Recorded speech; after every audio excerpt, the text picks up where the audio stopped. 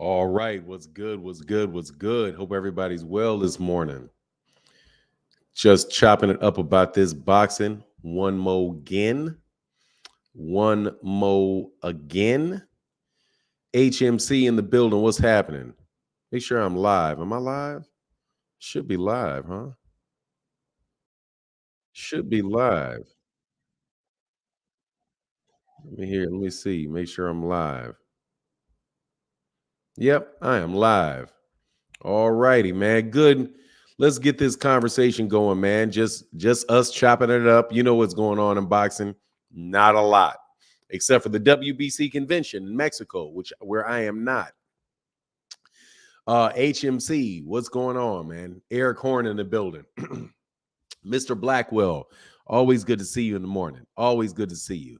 Ray Patterson, what's happening? Justin James in the building. Chillville, what's good? Cornelius Bennett, what's happening with you, man? Dr. Pablo Sled, what's going on, man? One of the coolest names that you got on all of YouTube, Dr. Pablo Sled. Man, I wish I had a name that's that slick. What is this? Some lint on my shoulder. Get the lint off your shoulder. With Nati Dread, what's going on, brother? How you feeling? Daryl Smith in the building. What's good? What's good? What's good? We said, my boy, yes, sir, man. Hey, Sean Gibbons in the building. What's going on, man? Every time I see your name, Sean Gibbons, I think about that promoter. What is his name? The guy that was working with Manny Pacquiao. What's going on? Oh, excuse me. Smooth Super in the building. What's going on, man? Against the ropes with Doss. Good morning to you. Steven in the building. Rocco McBride. Aisha in the building. What's happening? Man, me and my wife had a good time last night. Went to go see Black Adam with Dwayne "The Rock" Johnson.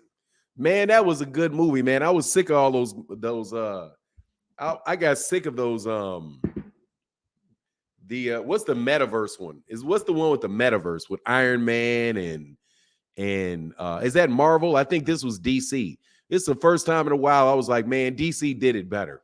DC was a whole lot less complicated, man. Sean Gibbons, man, don't get thrown out. Okay? Don't get thrown out. That's my wife, brother. Much as I like you, I'll throw you out. Okay? Just let you know. All right? Please respect the wife at all time, partner. Otherwise, gotta go. But I'll let you slide on that one. No, what I was laughing about was that I can't even crack the joke. I was messing. My wife was mad at me the whole time because I kept looking at her like, Anyway, John James in the building said, Fanan, good morning. Celebrating my first year anniversary of becoming a business owner. Oh, congratulations, man. Hey, no worries, Sean Gibbons. It's all good, man. It's all good. I'm not really taking any I'm not taking any offense by it, really. I'm just kind of cracking jokes with you. But just let you know, that's the perfunctory, that's the wife. Yeah. It was way better than I thought it was gonna be. It was very, very good. I enjoyed that movie. It was exciting the entire time. I actually thought it was over, and then it wasn't over, and it came back. I was like, man, how did I miss that this movie was not over yet? But my husband is like that with Idris Elba. What is that? What is that? No, what do you mean? It's like what with Idris Elba? No, I was tripping on Wayne Johnson. No, man, my wife thinks Wayne Johnson's handsome. That's what I was saying. my wife just thinks Wayne Johnson's handsome, and I could tell. And I was like, that's all right. I'm gonna go do some push-ups later on. Anyway, I just thought it was funny. I just think it's funny. Ruben Baker said, been silently watching for almost a year. Good stuff, Fanan. Keep it up. Hey, thank you, Ruben Baker, and thank you for saying that. I appreciate that, man. My husband knows I like Idris Elba. Okay, yeah. yeah, that's funny to me. I was laughing. I mean, it don't make no difference to me. It's funny to me. You know what I mean? That's funny to me. Guys, so like my son used to get mad because I was like, man, you're watching entirely too many episodes of what's that show of The Office. I used to watch too many episodes of The Office, and my was like, with Skinny Girl, whatever that Skinny Girl's name is. I always keep forgetting what her name is. I can't Rashida Jones. Yeah, that's her name.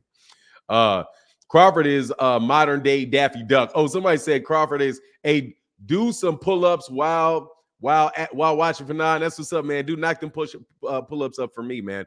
So look, man, there is going to be some decisions coming down this week. And so the WBC is having their convention in Mexico. So that means that we more than likely will be able to find out exactly what's going on with Errol Spence Jr. and Keith Thurman.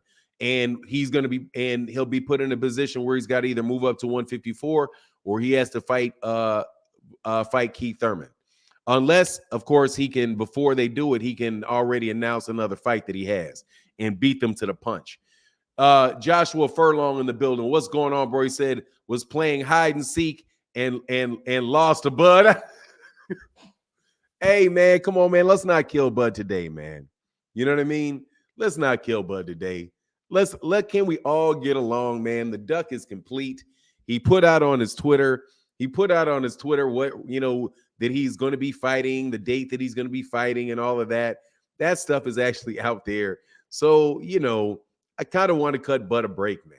I want to put him back on my pound for pound, because I copped an attitude with Bud. I got to admit, because, it is what it is. He ducked. But at the same time, man,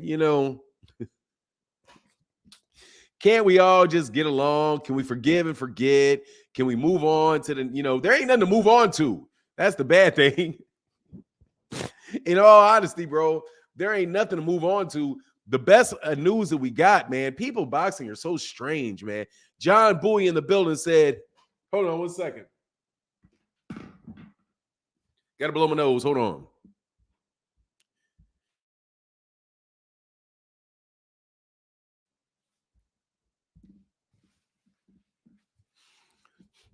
Good morning, everybody. Sean Gibbons announced if Pac-Man looked good December 10th, they will revisit Errol Spence Jr. and Pac-Man. Errol Spence should take a soft touch. Oh, for real? What is Manny doing on December 10th? What's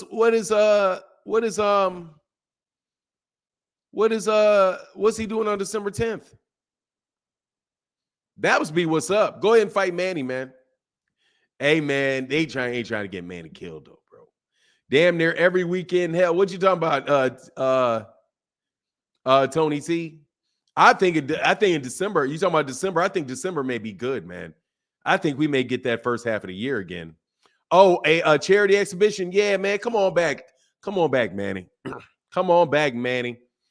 Come on, Manny. Come on, Manny. Come on, try to go for those 3 belts, brother. Come on, get those 3 belts, man. You all right, man. You be back, Manny. He said it's been reported that the money wasn't there for the butt. Man, can we stop? Can we stop? If the money is not there for either person, then they got to take. How's the money there for everything else but that, Cornelius Bennett? How's the money? Yeah, of course, the report. Keep on reporting stuff. The money's not there. The money's not there. The money's not there. The money's not there. But the money is there for this advancing fight. Okay? And the money's there for another fight that Errol's going to take. And the money's there for this. Man, I ain't buying that stuff. Bud just didn't want to take that fight, man. In order to make the fight, make a ton of money, those guys would have had to rely on the sales, pay-per-view sales, and they would have made good money off that stuff. Those guys would have made millions of dollars in that fight. They just didn't want to get as much money as they could get. So those reports are tainted. I mean, they are what it is, man. It's a bunch of excuses, man, for why that man didn't take that fight. A bunch of excuses that wouldn't be there if it was Errol. So, whatever, man. Keep trying. Just keep selling it. Keep selling it. Whatever, man. Keep selling it. I want to know if I should grow this beard back. That's me. You know what I'm saying? Hey, John Boy said exhibition with the kung fu guy, and honestly, that should leave a sour taste in Crawford's mouth. Look, man, I hope he does fight Manny Pacquiao. Good. Get the Manny Pacquiao fight back. It was supposed to be in last November. He took a year. He would have taken, a year off, a little over a year off. Manny can handle that. Come back and fight Manny. I'll buy the fight. You're not the president of. You're not going to be the president of the Philippines. So let's make it happen, brother. Let's make it happen. For now, no way he goes back on your pound for pound list fighting that level of competition. My pound for pound list, brother, I don't have a list. I just say the number one pound for pound guy. But I'm being spiteful right now because he ducked. Honestly. Say no for now. And they're saying Manny and EJ, not Bud. Oh, that there's no money for that fight? Why wouldn't there be money for that fight? Why wouldn't there be money for that fight? There was money for that fight in last November. You guys, some of these people just got a big old thing. This attack on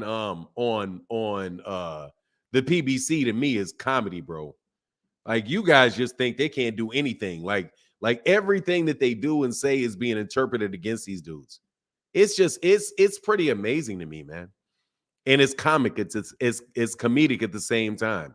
How you just have a whole bunch of black people trying to tear down the PBC. Like, everything that happens, they interpret it as if these guys are going out of business. I mean, seriously, you guys are they're so over the top with it, man. It's so over the top with it. But that's okay, man, because we see what's going on. Now we saw the answer. We know exactly what it was and exactly what it is. Okay, you're in bed with another network. I got you. You're in bed with another network, a fledgling network that's going to get you paid. So go ahead and start attacking the other ones. Try to get their fighters. Do the same thing DAZN tried to do. I'm all right with it. Just, be you. Whatever. At this point in time, it is what it is. Who said there is no money for Errol Spence Jr. and Manny? Y'all kidding me? Look, man, these guys will say a whole lot of whatever, man. Hey, hold on, man. Marlon, so icy Sims in the building. What's going on, brother? How you feeling? Hope you're doing well, man. Hope you're blessed. All of that good stuff. And the Rise podcast in the house this morning. What's going on, man? King of Kings said they don't believe PBC is going out of business. They just hope if they say it enough, it will become true. Well, let me tell you something. You better be careful with that. Because if you wish something for somebody else, you wish something bad on somebody else. Marlon So Icy Sims didn't have a wrench. That's because Marlon So Icy Sims hasn't been here since the time of the great wrench removal. Hold on one second. Let me make sure. Oh yeah, that's Marlon right there. Yeah, that ain't nobody but Marlon right there. Let me get that Marlon wrench. Of course, man. Of course, Marlon So Icy Sims has a wrench around here. Gonna always have one. Sorry about that, having removed it. But if you did not know, about a year and a half ago, I had to clear out a lot of stuff. Chris Brooks said, I'm not attacking PBC. They aren't fighting. Ain't no way Crawford held up all these other fighters.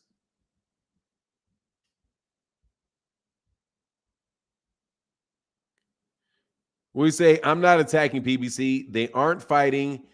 And ain't no way Crawford held up all these other fighters' fights. No. Yes, they did hold them up. What do you mean? First of all, Charlo, we've been known when Charlo's going to fight. February. Chris Brooks. Charlo, let's talk about Charlo. Charlo, we already knew when he was going to fight because his fight was mandated by Tim Tszyu. You know this. No, they didn't hold up the Charlo fight, but they moved the Charlo fight to February to make sure that there was plenty of date not to get in the way of a date that they could make for Errol Spence and Terrence Crawford. Yes, he did. And Gervonta Davis, they were trying to make a fight with I don't know why they were in that fool's gold conversation with Ryan Garcia, but yes, they will hold up those dates. Why wouldn't they? It's the biggest fight that they can make. Terrence Crawford and Errol Spence, they're not going to do September 17th. Yeah, they can hold up all those dates. Why can't they? The dates kept disappearing. Okay, well, we'll try to now fight in November. You can't have two people. He said the great wrench purge, order 66. Yeah, man, I had a great wrench purge. He said, I be in and out, still drop in a hit. The thumbs, much love. That's what's up, brother. Thank you.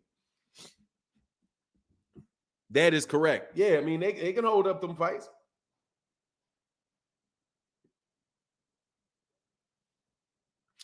Upper Echelon said the PBC are all private contracts. They don't have any salaries to pay. Each fight, they pay everyone involved private contractors. Look, whatever the case is, man, y'all just out here are hoping these dudes fall apart, man. I was listening to somebody on Twitter. The Rise Podcast, please go subscribe. Yes, sir. Absolutely. The Rise Podcast. Man, where is my rent? There you go. To the Rise Podcast. Go subscribe. Thank you. Thank you for that support, bro. Look, what I see is this. I listen to somebody on Twitter, and I like the dude. But he says that the problem with boxing is, or that the MMA does better than boxing is they only talk about the fights. They talk about who's getting punched and who has the best rear arm hold and all of that stuff, right? And I'm like, you know what? You got a good point, man. Without a doubt, that is not that I watch the MMA, because whatever, really, with the MMA. I don't like their product, but whatever. I'm just not big into MMA. So some other people are big into wrestling and all of that stuff. Good for them. But boxing and MMA, I find it interesting. I find this interesting that either people are and boxing fans are either complaining about, they're talking about politics, or you got a bunch of people that are complaining about what other boxing fans are talking about. I find it really interesting to see, like, and the thing was, well, they say, you know, people listen in to all of these fans arguing about this, that, and the other thing. So they say, what is all this about? I'm out. That doesn't make any sense. Because they're either going to just watch the sport or they're not going to watch the sport. Only really hardcore boxing fans are in these circles talking about this stuff. Right? So either you're a fan or you're not a fan. The problem with boxing is that you don't have enough good fights. Period. It doesn't have anything to do with the boxing fans. Boxing fans are boxing fans. You trying to blame what's wrong with boxing on the only people that are actually paying for the fight and talking about the fight is a little silly, in my opinion. How about you, and sometimes it is the fighters. In this particular instance, it's the fighter. It's the fighter. It's not the promoters. Or if it's the promoter, guess what? Terrence Crawford is Terrence Crawford's own promoter. So if it's the promoters, it's Terrence. Because Terrence is Terrence's promoter at this moment. Man, John Boy single-handedly holding down the chat today, brother. Thank you so much, brother. So a promoter tells you PBC is going out of business and y'all believe him. Black Prime telling you PBC is going broke is laughable.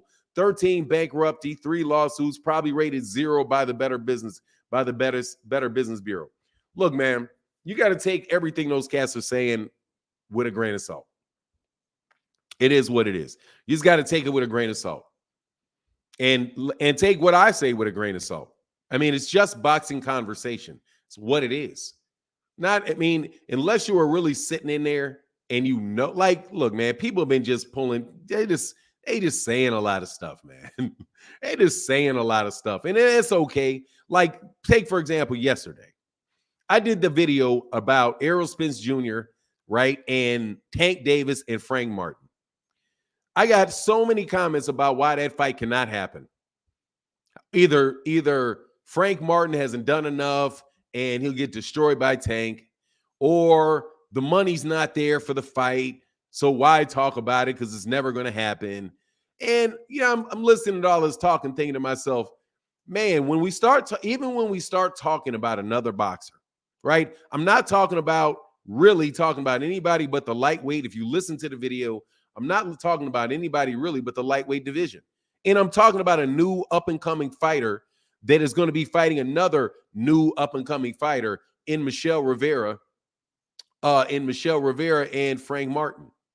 And what you get is a lot of negativity about Frank Martin. Not a lot about Michelle Rivera, because clearly, I did the video for the benefit of Frank Martin, right?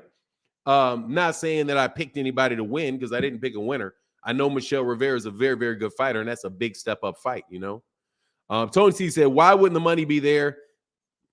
Why wouldn't the money be there? Martin ain't nobody. First of all, Martin is somebody. Frank Martin is a legitimate good fighter, and he is somebody. Absolutely, positively is somebody. He's no different. I don't know if he's the same skill level, but I promise you, man, I've been talking about Jaron Ennis. When I started talking about Jaron Ennis, is Jaron Ennis nobody? Jaron Ennis, he's not too far off where Jaron Ennis was. Jaron Ennis was a year ago. All we got to do is talk about him. That's it. That's all we got to do is talk about him. If we talk about Frank Martin's going to do well. Just talk about him. Take your time to go watch a video about him. If somebody puts up a highlight film of him, check out the highlight film. That's how they get big. That's how they start paying attention to him. And they start giving him chances. That's how it worked for Errol Spence. That's how it works for Devin Haney. That's how it works. It's working for Jaron Ennis. That's how it works for everybody. There's real power in word of mouth. I've seen him on his story working out at Planet His Fitness. That man is hungry. Yeah, Frank Martin is nice, man. Just go check the dude out. Hey, Stone Alone in the building. What's going on, brother? Say good morning, Fanon, in the chat. Yeah, man. Good morning to you, brother. Hope you're doing well. Terry Schmoots trolling is on you on blast. You on 10 with your trolling today, Terry.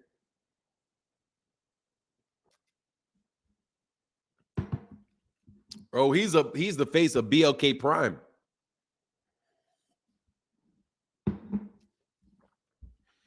He is the face of BLK Prime, brother.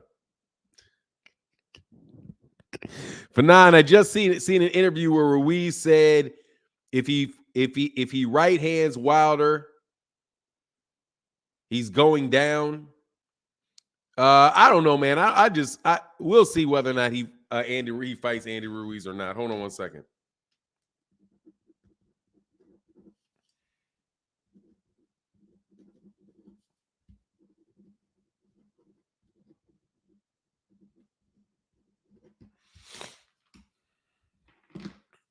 Hey, Terry said, I woke up feeling good. You know what it is.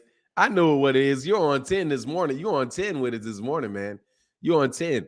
But we should know pretty soon what's going to happen with Errol, man. I hope he fights in January. I hope he gets out there in January, man.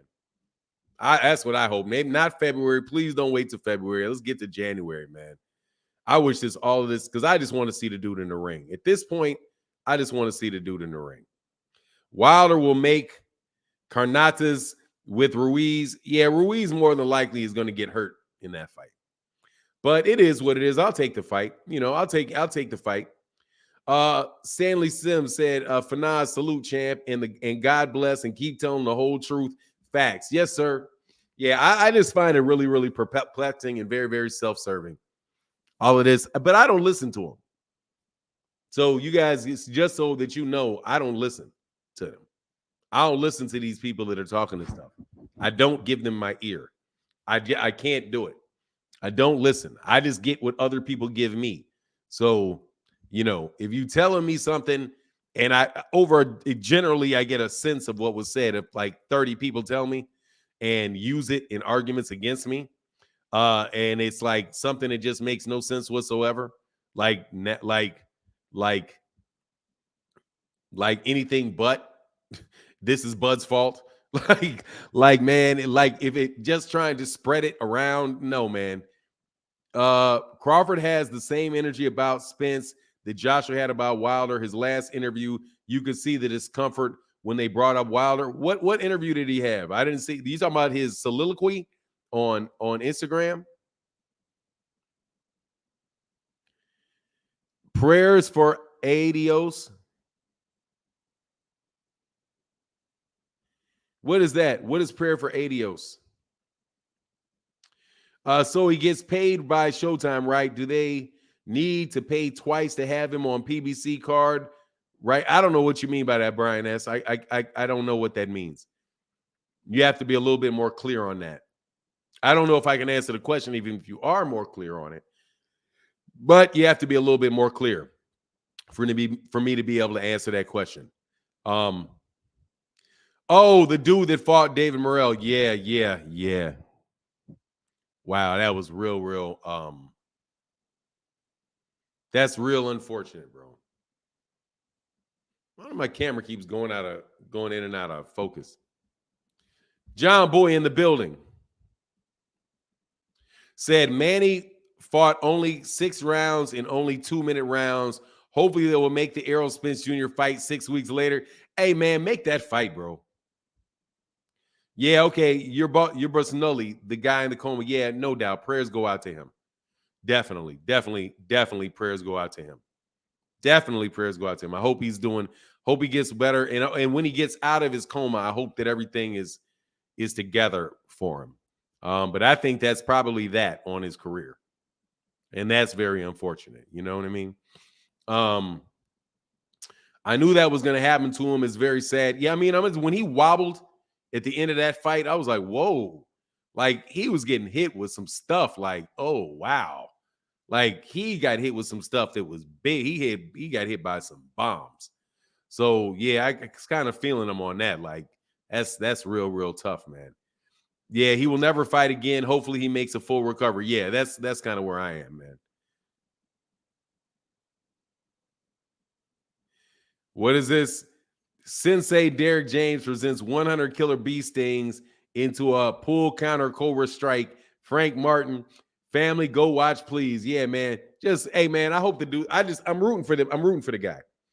I went to go see it. And if they, like I said, if the fight's in Texas, I'm going, man. No doubt about it. Much love in that super chat to the guy holding the super chat down today. The only reason I want that fight is because that's Bud's dream match that he turned down too. There's something funny with Bud, man. Bud got not problems. But Bud, something's wrong with Bud, man. Something's wrong with Bud, man. I'm telling you. Kamal Oz in the building, man. He said, are you going to do a video on Ronnie Shields saying David Morrell wants to fight Canelo, but Canelo won't fight him despite being mandatory? He's not as mandatory. Kamal Oz, he's not the mandatory. And no, he's not going to fight David Morrell. You kidding me? Ain't no way he's going to fight David Morrell. He's stuck, man. Tell you, dude, Canelo is stuck. Canelo is stuck. No, David Morrell is way too big for boots. They are definitely not they're not the same size people. David Morrell is 24 years old and he's already at 168. Jaron Ennis is 20 pounds below him. So no, the most Bud will, the most at the very end of Jaron Ennis's career, maybe he'll touch 168. More than likely, the biggest he'll ever get is 160.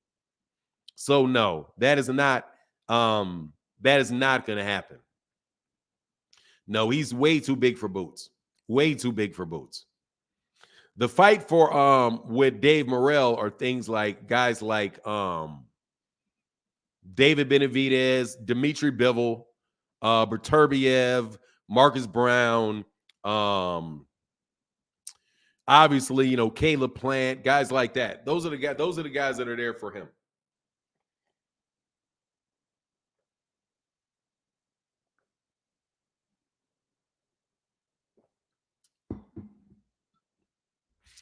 That's the video for 9. I got the 47 palms of Errol Spence and Charlo perfect piston punches. Oh, that's what's up, man.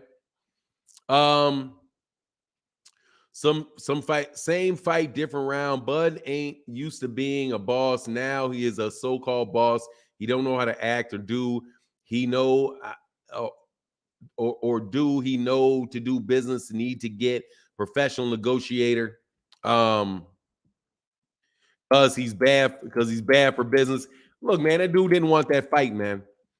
He decided it's not bad business either. For him, it's really not. For him, it's bad business as far as like looking at what he did relative to other people. But for him, just like he said, if I can get $10 million to fight a mediocre fighter, why not? Let me go beat this mediocre fight up and get $10 million. That's purely business. Now, from a professional standpoint, it sucks. Sucks for boxing fans. You know? It sucks for boxing fans. But that's him. You know what I mean? That's him. Hey, man, showing some love for Andre Dirrell, who fought on the undercard. Yeah, man, I heard he did well. I didn't get to see it, though. Much love in that super chat, Jeff Campbell. Yes, sir. Much love for Andre Dirrell. No worry about it, man. No doubt. And my man, Dave Kamal Oz back in that super chat, brother. Thank you for that support. Said Dave Morrell Jr. is Clanelho's WBA mandatory. Are you going to do a video? Didn't I do that? A video on Ugas clapping back at B-side Bud over his record and resume on Twitter. Am I going to do a video on Ugas going at Terrence Crawford? I can write a note.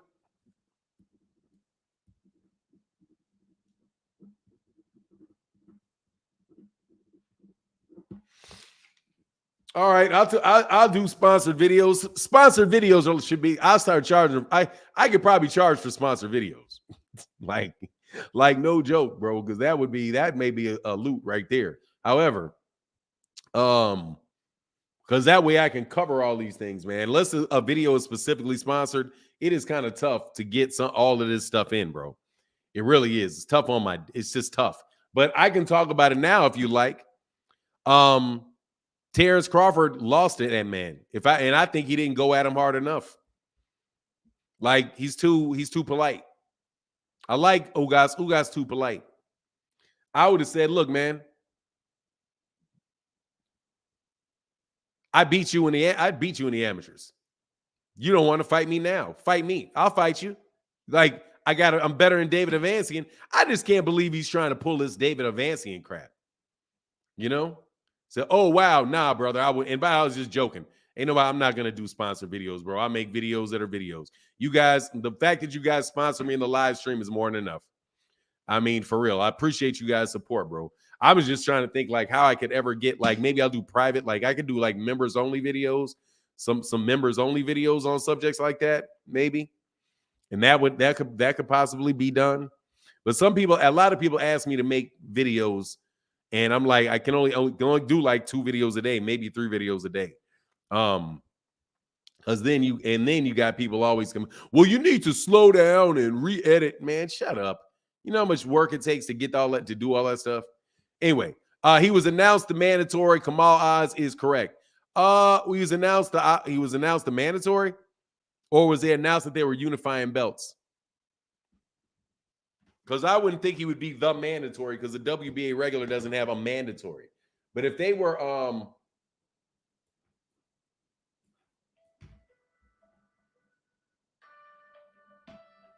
on a second.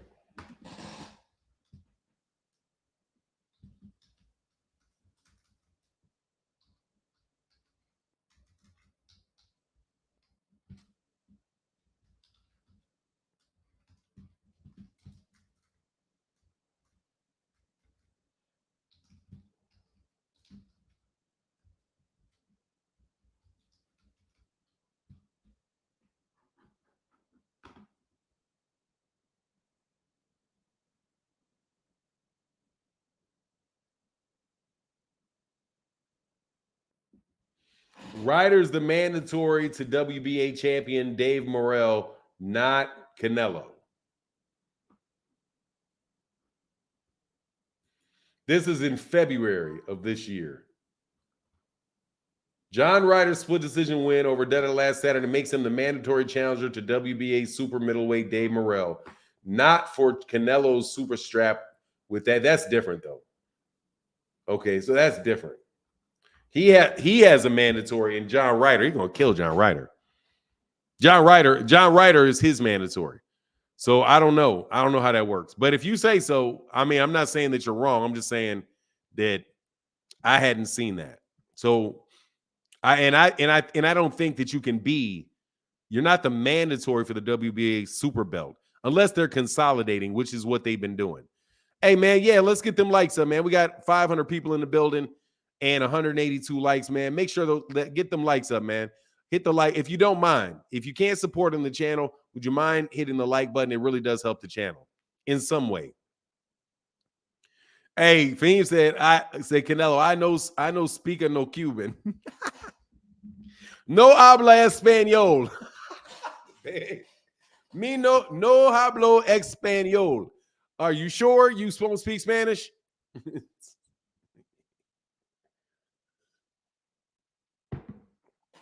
Nah, he doesn't want that, man. Jeff Campbell said, ain't John Ryder and Zach Parker fighting next for nine? I don't know.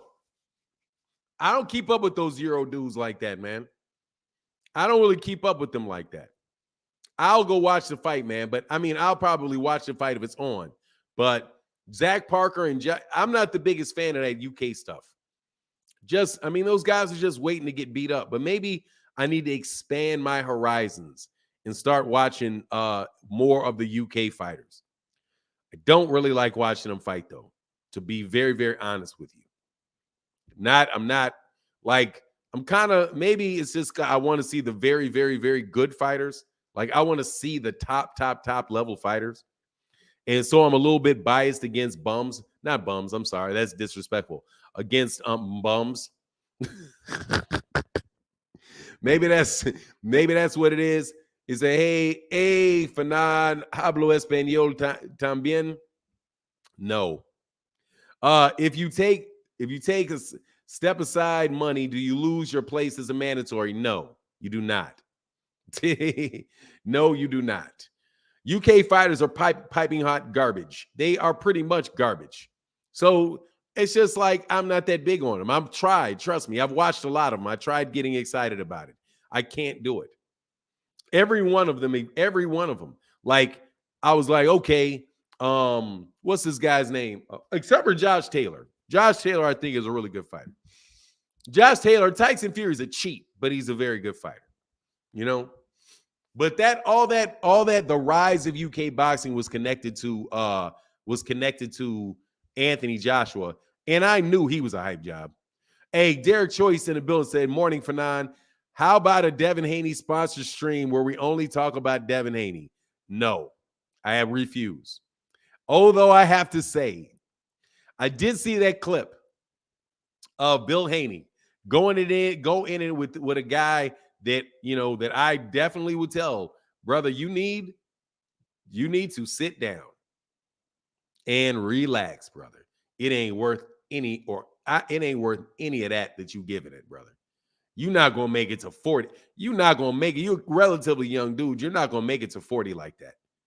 You got way too much amp on something that is not that serious, man. So, but that just goes to tell you, Bill, man, God dog, man. Look, man, you got to let them dudes alone, bro. Cam Williams said, did you see Bill Haney call me for Khan? Yeah, it was not a very funny joke. I heard that later on. I didn't see it, but somebody put a clip of it on there like I'm famous or something.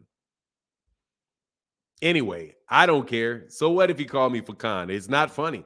Like, for Khan, like, come on, man. That's not Fanon the Khan. You could have at least said Fanon the Khan.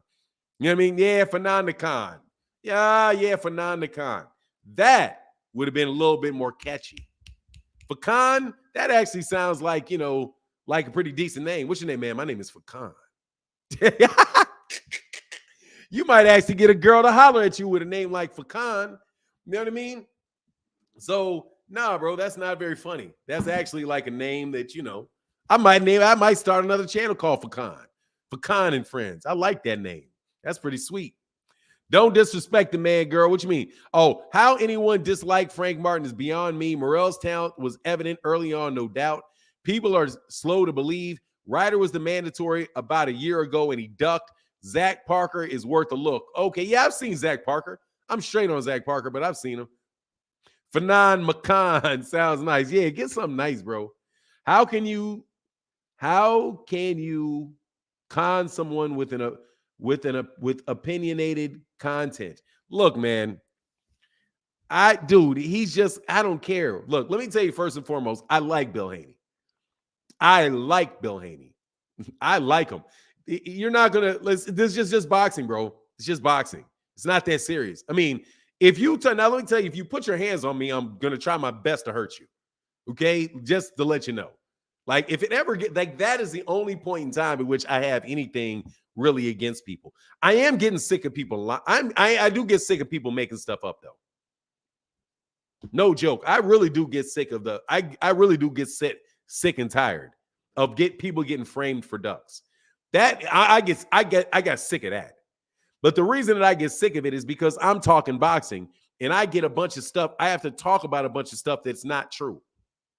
That I know is not true. The people that are saying it know it's not true. And the only people that don't know it's not true are the people that are hearing it. A lot of them don't know it's not, that what they're saying is not true. So that irritates me, but still, I don't have anything personal against them. Like, whatever. Like I said, as long as you don't put your hands on me, we're good. You know what I mean?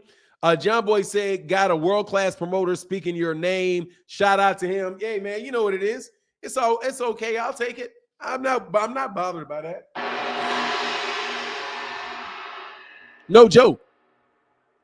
Because I talked to somebody, man, let me tell you, I had a conversation with somebody who's a father of a very famous boxer.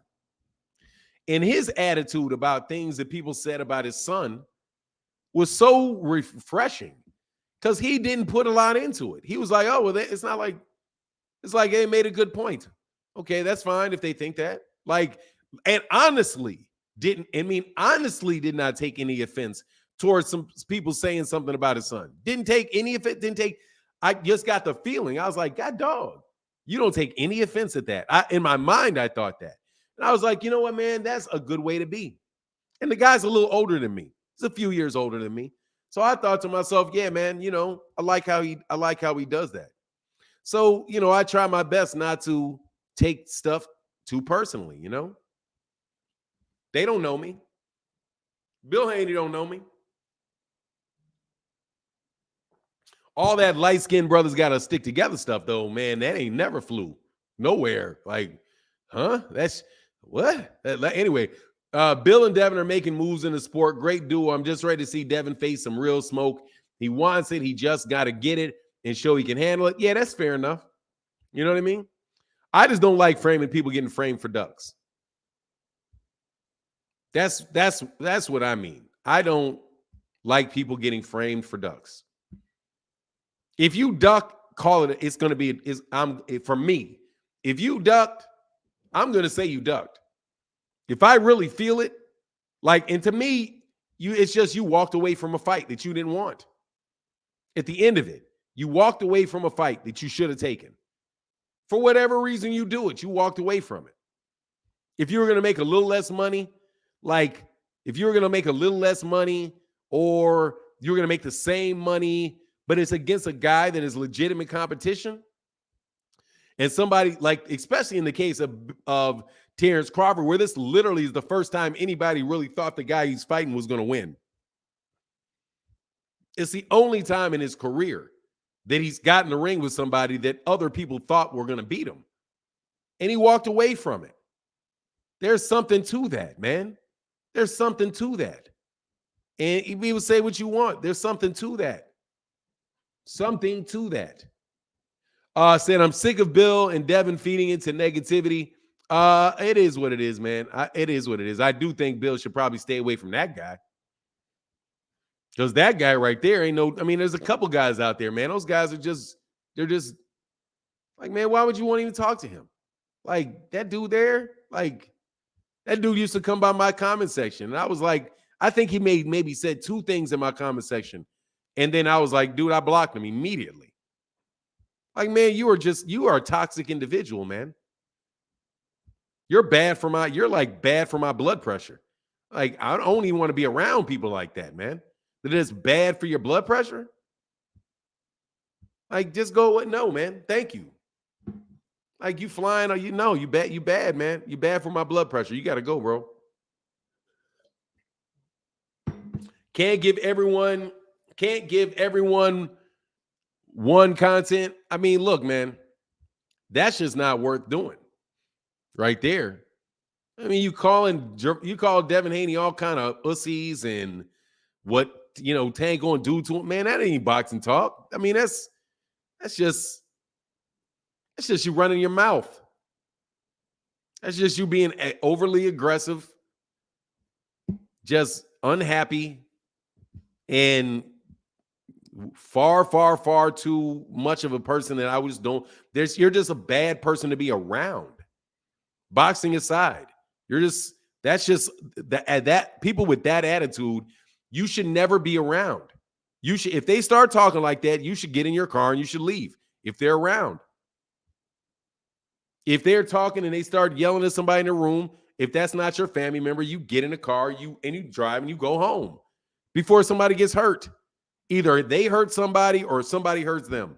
There is going to be little yellow. There's going to be red and blue, yellow. There's going to be red and blue lights and yellow sticker tape around people like that, one way or the other. Either it's going to be them or they're going to put somebody in there. You just go away from them. Like anybody can do somebody violently. Anybody. I'm telling you, and I mean this.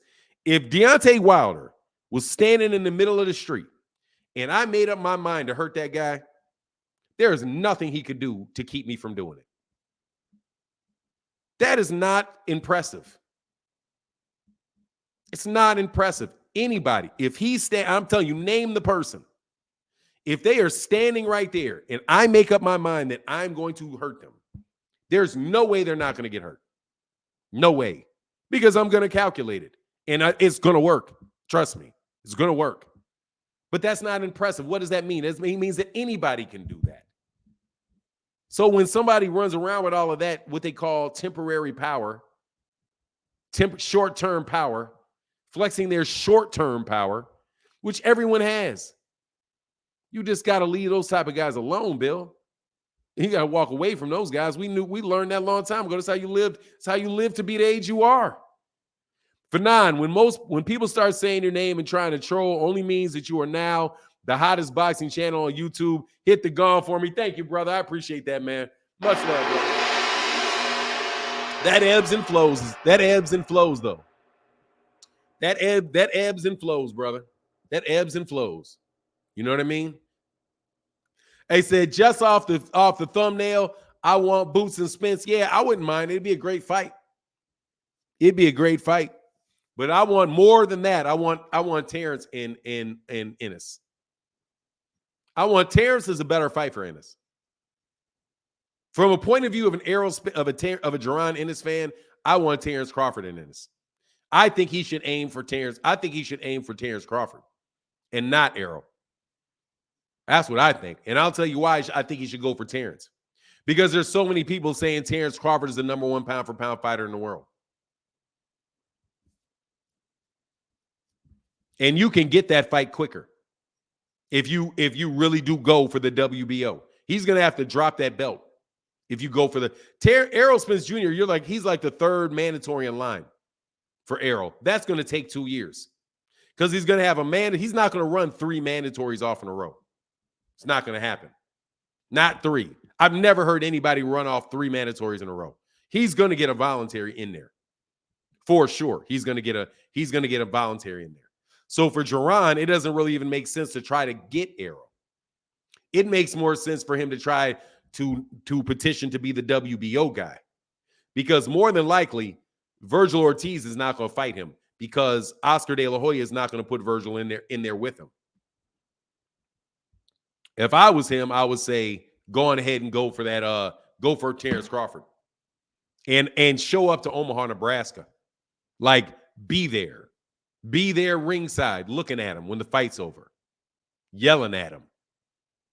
That's the best move Boots could make.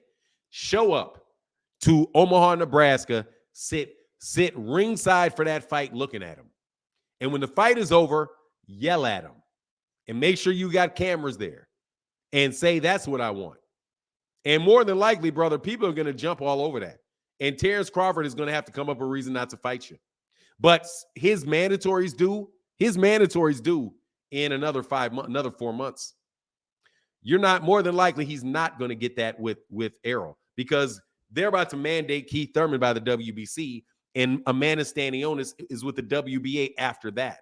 And more than likely, Errol will get a voluntary in between those two mandatories. I don't think that they're going to run 3 straight mandatories off on him. And you're the number 3 guy. So the number 3 guy, by that time, dude, he's going to go to 154. And your big money fight, your big explosive fight is Terrence Crawford. And plus, you'll bust up Terrence Crawford. He'll bust up Terrence Crawford. Terrence don't want that dude, man. I'm telling you. Because you're not just going to clip him. He's too quick. And he switches up too much. You're not going to figure that out. You know what I mean? Gary Russell just did it over the course of 3 years. He did it once a year. He did more than that. He ran off like 5 straight mandatories because he didn't, but he could have had a voluntary. If he goes that way, he's going to be waiting. Then he'll be waiting 3 years. If he does it like that, he'll go 3 years. No, fam. First, it's going to be the WBC mandatory, is what the WBC said. They said that they're up next, and he was very definitive about it.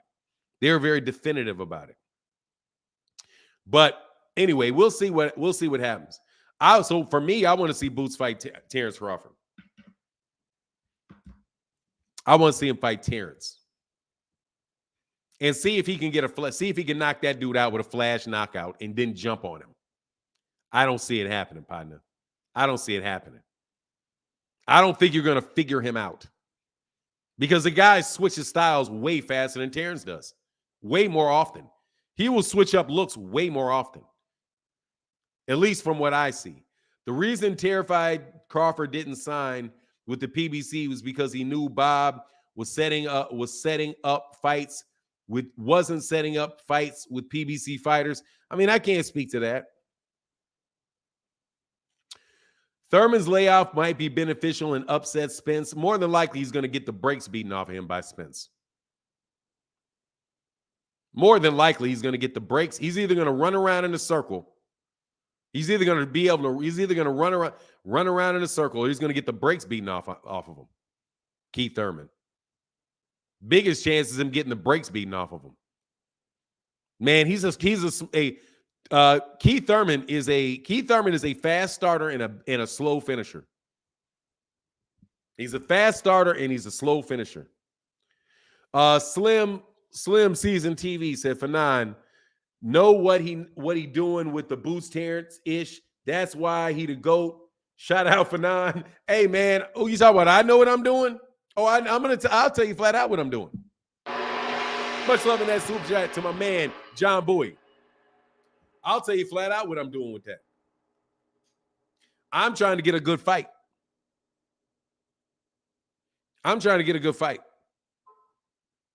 And honestly, Boots doesn't seem like he's the type of kid that is going to do what Terrence does.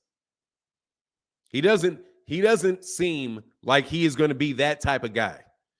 You can say what you want about Bud, but Bud is a bit of a jerk, man. Like all of that other stuff, like he's stubborn. He's a bit of a jerk, man. Like his camp is no disrespect to y'all, but y'all are a bit of a jerks, man. Like you guys talk sideways, like real sideways about people.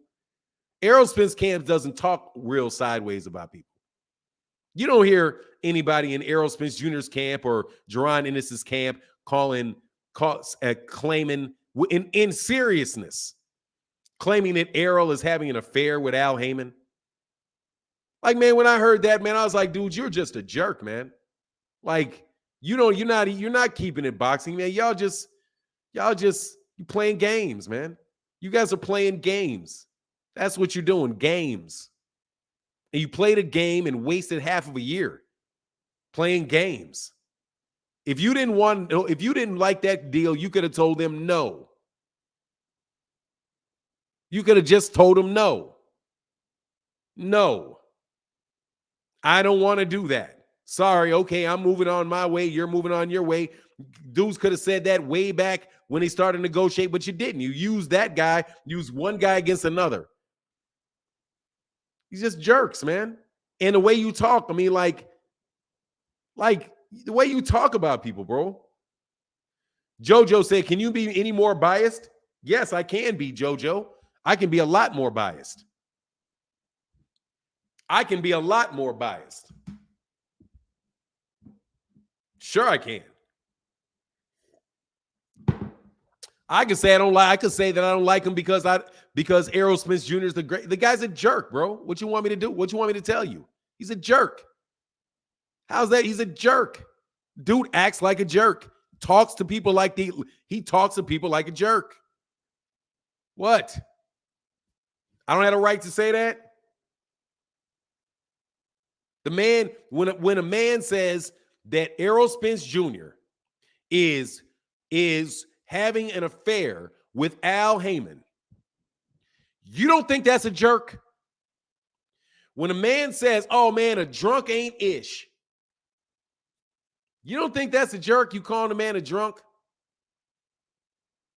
Terrence said, what did he say in that? He said, "And I know what you're doing over there, man. I know what you're doing over there. You better stop doing what you're doing. Because you know I know what you're doing over there."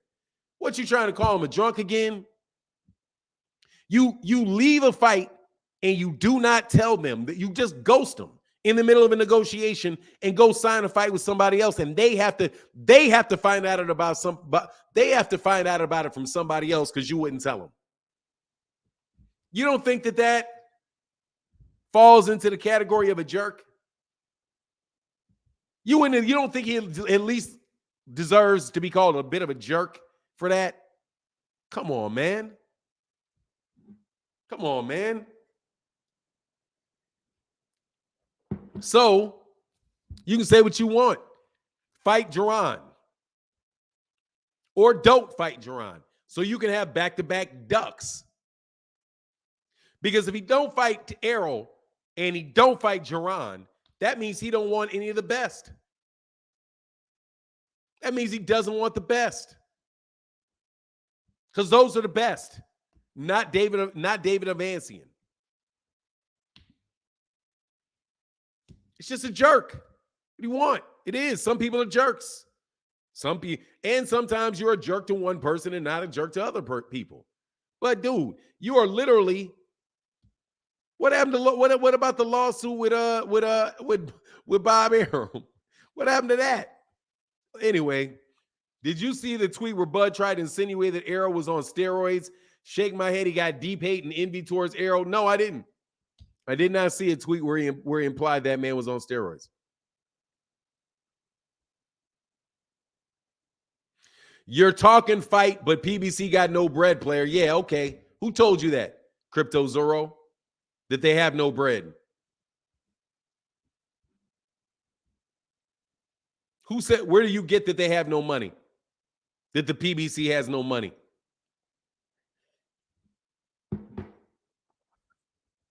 Where'd you get that one from? Yeah, they can't make no fights, even though they just made a fight. I could have sworn I just saw a PBC fight this weekend. But, no money for them at all. No money. No money. No money. Anyway. Not Mr. Snap. Look, man, I'm not saying that man's on steroids. I'm not doing that. I'm not saying that Bud's on steroids. I'm not saying Errol's on steroids. I just want to know why you guys, everybody's broke, bro. You got a reason for everything. That's your reason he's broke. They're broke. But BLK Prime got money, though. BLK Prime has money, but the PBC doesn't. Does that make sense to you at all? You don't see anything a little bit funny about that? John Bowie in the building said, heard Bernie an item with Crawford. Yeah, I mean, see, that's, yeah, I mean, like crazy. And John Boy back says, Zenith 360, bro, Herbert Johnson. I know you listening in. Shout out, brother. Much love in that super chat, brother. Come on, man. What do you think that is? You don't think that's just being a bit of a jerk? Hey, I've been a jerk in my life, brother. I got you, John Bowie, in the building. Much love. Thank you, brother. I'm gonna catch up today. Oh, Deborah Booker was gonna say good morning. I love the way you toe tag and body bag the haters. Man, it's silly. They don't got no money. Black Prime got money, but they don't have any money. You don't think they can find some mystery? You don't think they can find some mystery hedge fund to get some money from? John Bowie in the building said, I hope you're well, Deborah Booker. Yes, man. And likewise. Miller in the building. Jay Miller said, if PBC broke, I think they jump all over a $50 million offer from a hedge fund. I mean, yeah, that's an obvious one. If they're so broke, why'd they say no? And if they're so broke, why did Errol say he's happy with his money? Errol fought in April. He didn't fight 5 years ago. Motorsports, quick question. Why PBC couldn't get the fight for 2022? Because the explanation from Showtime was because Bud took too long. Because the answer that we got from Steven Espinoza was that the fight took so long because Bud kept pushing the negotiations back. He said that Errol had accepted his part of the deal months ago. And all of the other negotiation was Bud asking for things. If you recall, Errol Terrence said, oh, we just got a couple more things to work out. It's good. We just got a couple more things to work out. That's what he said. Oh, we just got a couple more things to work out. The fight's good. It's good. But, we just got a couple more things to work out. You remember when he said that? I remember when he said that. When he said there was just a couple more things to work out. He didn't seem stressed. Matter of fact, his sister told everybody just calm down and be patient. We're going to get the fight, is what she said. She said that in October. Oh, she said that in August. Calm down, everybody. You're going to get the fight. That's what his sister said. What he said was, oh, we only got a couple more things to handle. And then all of a sudden, but the whole time, Errol said, I already agreed to my part. I'm already good. He said it early. I'm good. So why would it get pushed back? Because Bud pushed it back. Asking for things, getting things, and then taking long periods of time of being silent. Like he was in no rush at all. And then all of a sudden, bro, I'm in a rush. I got to do this now. I'm in a rush. You weren't in a rush for the last 6 months, but now at the last week, all of a sudden you're in a rush. And a fight just happens to be there. Man, Bud is full of it. Okay? Bud is full of it. And you all are full of it. Bud refused to sign for the fight in 2022. Pretty much. But look, man, I didn't want to keep harping on this guy. Bud has always been envy and suspense. Much love to that.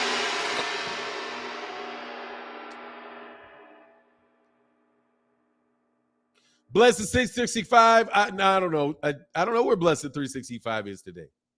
I hope she's doing well, though.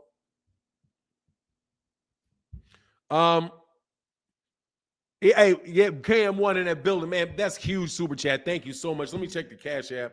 Make sure I didn't miss anything because I dang sure didn't. I did miss things. Hold on one second, man. I don't even have this up. So I got to do that. Put that up. And let me do this real quick. Hold on. My man in the building, Ruben Batmain 305 in that Cash App, brother. Thank you so much for that support, bro. That is big, and that's very, very big. Thank you, brother.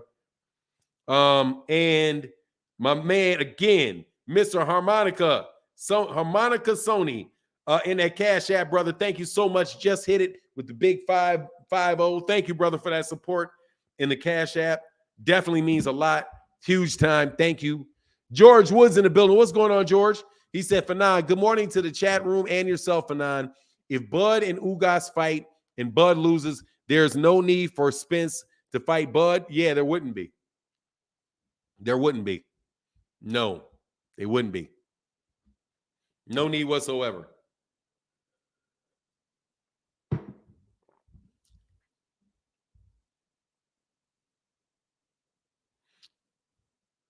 Not sure if Cash App is going to the right person, Fanon.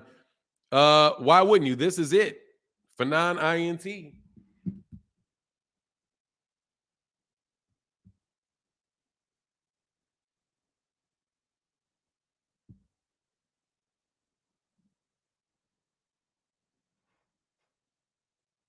It works for other people, bro.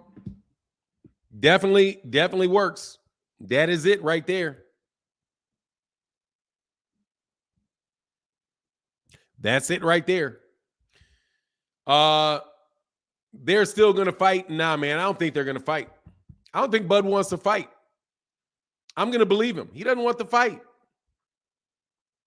He doesn't need the fight. He doesn't need the fight. He don't want the fight. I don't believe the fight's gonna happen. I'll talk about the fight, but I don't believe it's gonna fight. Fight Bud, fight Boots. And I'm talking about Terrence.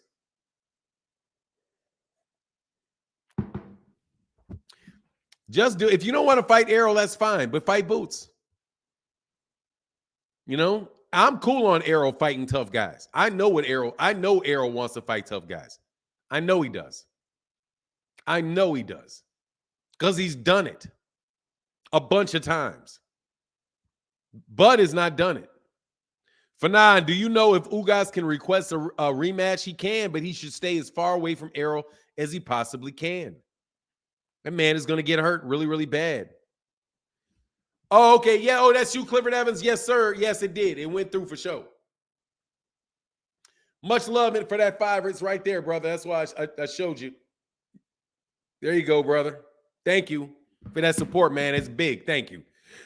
No joke. Thank you. Nah, he should not do that, man. He should stay away from Errol before you really get hurt. Don't do it, man. You're going to get hurt. Don't do it.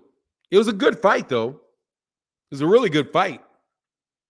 Ugas definitely showed that he is, but dude, he got ran through, man. Errol started going downhill on that kid. And I'm telling you too, like, I think the guy that could get the rematch is Danny Garcia. I wouldn't have minded a Danny Garcia rematch. So I can see Errol run downhill on him. Or, you know, if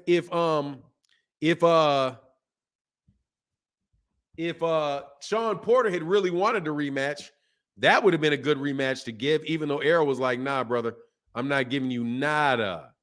Because Sean was talking too crazy.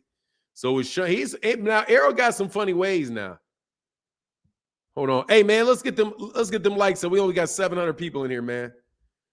Hold on, man. What's going on? Let me read. Let me do this. Let me read thing because I wanted to hit something that this dude put in here.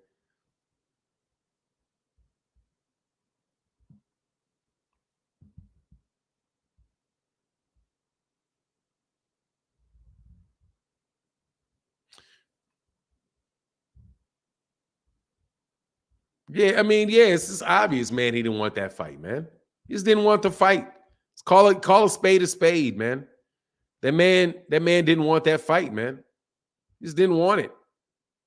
It's okay. You didn't want the fight. You've been saying you didn't want the fight. You've been saying you don't want the fight. You didn't take the fight. Now go fight Jaron Ennis, or I'm done with you. Because I'm seriously, man, I ain't no way, dude. Like, I'm going to be for real. Y'all think you in the Hall of Fame, man. You not. That move right there,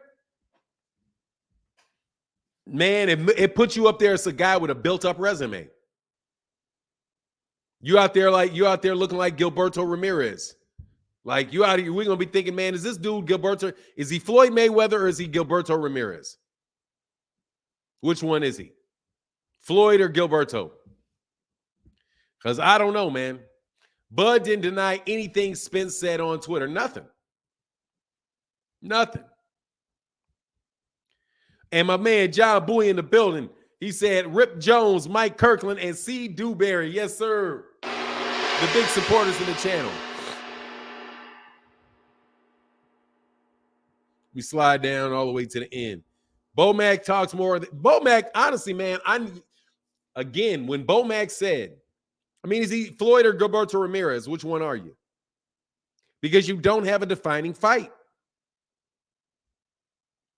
He doesn't have a defining fight. I think you need a defining fight. I think you need to be up against it. James Toney was up against it. James Toney got into a fight with somebody where they didn't know if he could win. Vasily Zhurov is the guy for me. Right? Michael, was it Michael? Who did he beat? Michael Nunn? Michael Nunn, Vasily Zhurov. Later on, an older Evander Holyfield at heavyweight, even though he did get caught juicing, whatever. Roy Jones Jr. had Bernard Hopkins wins and wins against John Ruiz, even though John Ruiz was probably not the best, but he was a heavyweight. Andre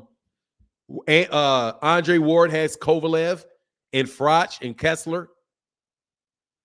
Errol Spence Jr. has his Kell Brook win. He beat Danny Garcia. He beat Sean Porter. There's no signature win for Bud. There's no signature win for him. So how are you getting in there with no signature win? You beat a bunch of guys you're supposed to beat. How does that make you an all-time great? If you're beating guys that you're supposed to beat, you're doing something you're supposed to do. You're not testing yourself. So I would say all those accolades. And first, there's the other thing about this undisputed thing. Man, undisputed champions. That's what you're. That's the normal. That's normal. That is to be expected to be done. If it wasn't for the politics of boxing separating all these belts up. So you basically won it and then dropped them right away. It's not like you reigned as the only champion for any amount of time. As soon as you won it, you dropped it. You didn't say, okay, now that I'm the 140-pound champion, I'm gonna take on all comers, and you didn't do that. You beat Julius Ndungo. It's Julius Ndungo. C. Duber says, shout out to you, Fanon, John Bowie, Mike Kirkland, Zenith 360. We haven't heard who Spence is fighting or Boots. They think they might fight each other. That would be huge. I have absolutely no belief that they're going to do that. I have no faith in them doing that whatsoever, brother. That is the least likely matchup for Errol Spence Jr. of everything we're talking about, is that one being next. I get timed out for being on Bud's side. I don't know, 410 hitter. I don't know. What did you say? I see you. Please don't time out people but if you're talking crazy, somebody may clip you. I can't help that. But I will wait for your next comment, 410 hitter. Let me know. Hold on a second.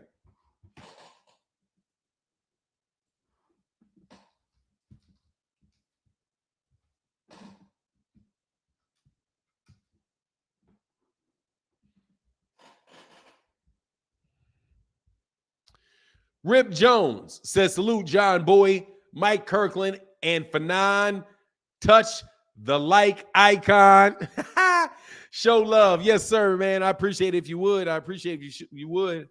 How come Virgil Ortiz didn't impose his mandatory on Bud? It's not time to do that yet, Cam.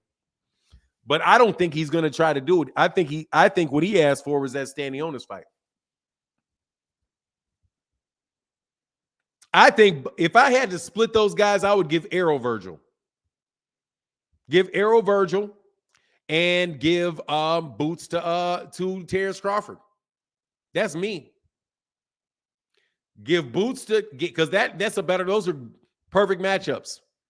They can make a bun, but Errol and Virgil Ortiz can take place in Dallas Stadium. It's a can't miss fight between guys that are really going to be bombing, throwing bombs, all of that good stuff. And then you get Jerron and Boots, two guys that are switch hitters, guys that are highly technical, right? Very athletic. And Bud will lose. And I'm being spiteful. I have the right to be spiteful. You can call me. Now, look, you call me biased. I'm not biased. I'm not unfair, but I will be spiteful. Me, if it was me and I could put people into fights, Because Bud just ducked out of this fight that I really wanted to see. I would have him against Boots. That's a fight he's not going to win. And I'm going to tell you this right now. He's not winning that fight. Against Boots, he's going to lose. He's going to sit down with that guy. He may not get knocked out, but he's not going to win that fight. He's not going to win that fight. And I believe that. With Virgil and Errol, Virgil's going to get hurt. But it'll be a very, very good fight. But Virgil's going to wind up getting hurt. Like, that's going to be because he's going to be right there. And because his hands are not fast enough for Errol's. And that's my opinion. He doesn't have the athleticism to deal with Errol. But that's me being spiteful. Not a hater. Spiteful. Because you don't want that fight with Errol, and why don't you you already said it. And on top of it, he said he doesn't want it. He said he didn't want it. He was telling you the truth when he said he didn't want it.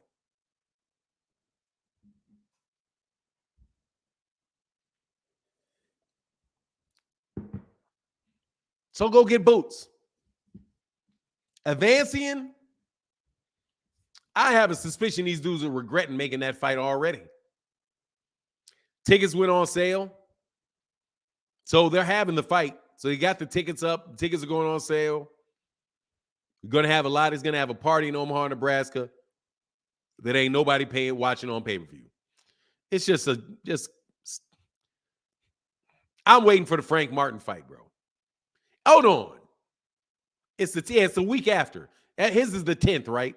So the Frank Martin fight, oh yeah. What's the fight the same weekend as his? Teofimo Lopez and all those guys fighting on that. Freddie Neal, he never said that. Yes, he did say that. He did say he didn't want the fight. He absolutely said he didn't want it. He said he didn't need it. I'm past that. The fight's not going to happen. That is exactly what he said, Freddie Neal. Yes, he did. Somebody got all kind of links out there for you too, if you like to see that. We talk boxing every day, brother. We talk boxing every day.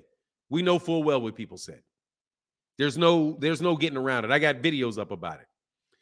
Rip Jones wants Cam Williams wrenched up, please. Rip, you've been here longer than me, and I got the utmost respect for you. Oh, for Cam Williams, for sure.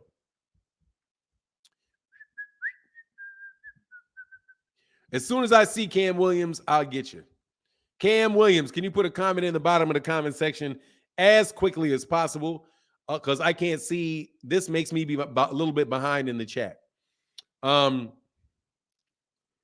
He said it on 10 different occasions. Of course he said it. Of course he said it.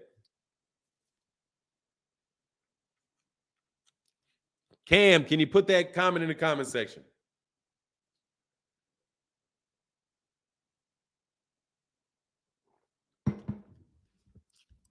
All right, I can't see myself, so I got to move on if I don't get this in a second.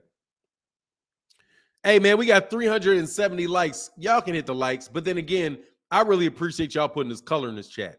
So, because it is what keeps the channel going. Thank you very, very much. Because as you know, Slim said, ain't no better, what do you say? Ain't no better entertainment on YouTube than when Fanon get mad and start throwing truth bombs on a dude's head. Hey, man, it is what it is, bro. I'll be spiteful. I'll be spiteful with you. You know what I mean? Cam Williams, there you go. Hold on. There you go. There's Cam. I just saw you. There you go. Hold on. I got to check that because you say man, hold on, man. I got to go check you, Cam. Because you know that gave a certain troll enough time to take advantage of it. So, all right, you've been here since 2014. Ain't nobody making that up. So there you go. Wrenched up you are. My man. Only the Strong said, love your work, bro. I check your channel every day. Thanks for keeping our sport alive. You deserve more credit, bro. All the way from Denmark. Thank you, brother. I appreciate that, man. Thank you. We working to keep it going. Thank you for helping me keep my channel going. Ain't no joke. Thank you for helping me keep my channel going. And keeping the community rolling. 410 the hitter. I can't say my favorite fighter is a duck or scared. Can't do it. I'll blame it on the politicians. Hey, I like that out of 410 hitter. I like that honesty out of 410. I like that out of the Baltimore hitter. Said, I just can't say that he's a duck. It's my favorite fighter. I'm going to blame it on the politicians. Even I'm gonna blame it on Joe Biden. Hey, John Boy said, thank you, bro. I'm off to work. God bless everyone. Thank you, brother. Hey, John. Thank you, John. Hey, thank you, John. Much love in that super chat. Thank you, John. No joke, brother. Thank you, man. Dang, it's already pushing 4 p.m. over here in Denmark.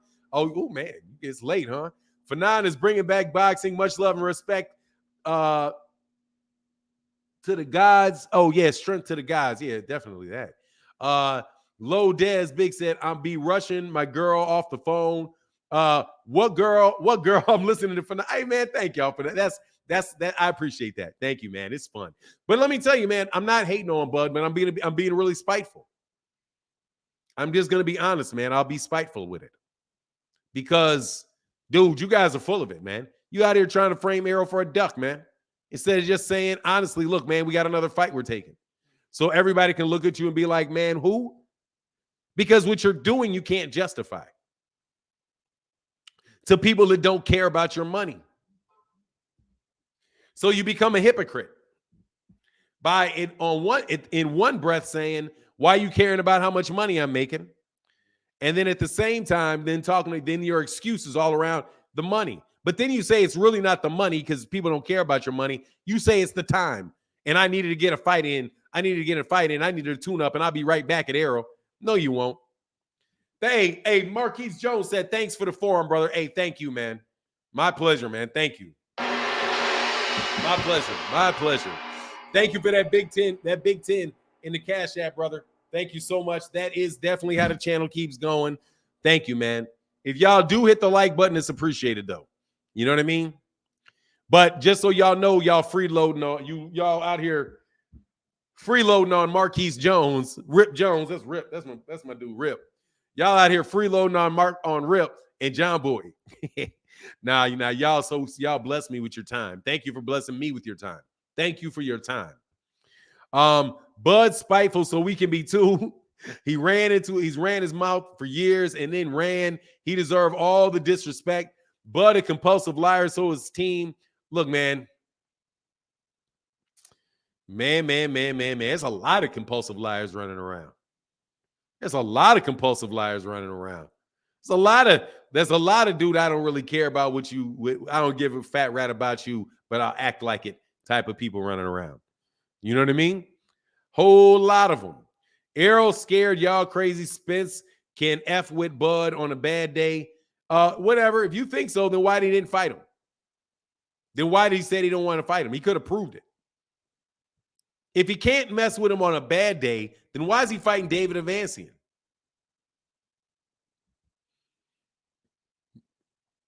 Why David Avancian then? Just make the fight for whatever amount of money, beat him, and move on. Easy. It's easy. Right? It's easy.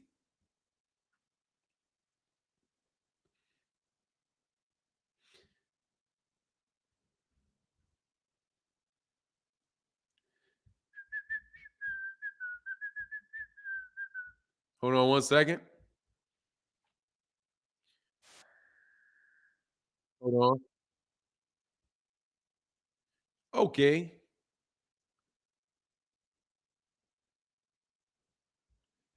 Yeah, Bono's Fuego. Let me see something. About you, Bono's Fuego.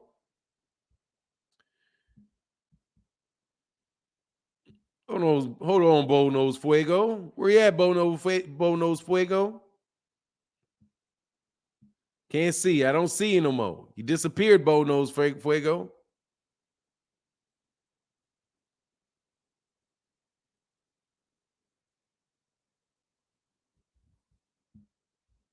Yeah, you disappeared on me. Whatever, though. You can't hear me because something's wrong with your volume. It's not me. I just heard myself. Nati Dread in the building said, we just need to keep this heavy pressure on Bud. We'll get the fight. Nah, I don't think you're going to ever get that fight out of him. I just don't believe it. Hopefully we can, but I don't believe it. David Cohen in the building said, would you like to see Spence? Who would you like to see Spence fight right now?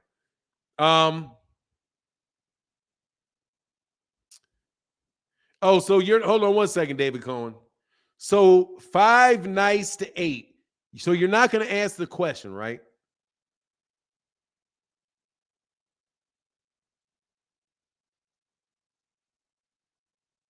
Yeah, he deserves to get whatever money he gets. Like I said, bro. I'm the biggest fan. Whatever, brother. You're out of my chat. See you later. See you. Goodbye.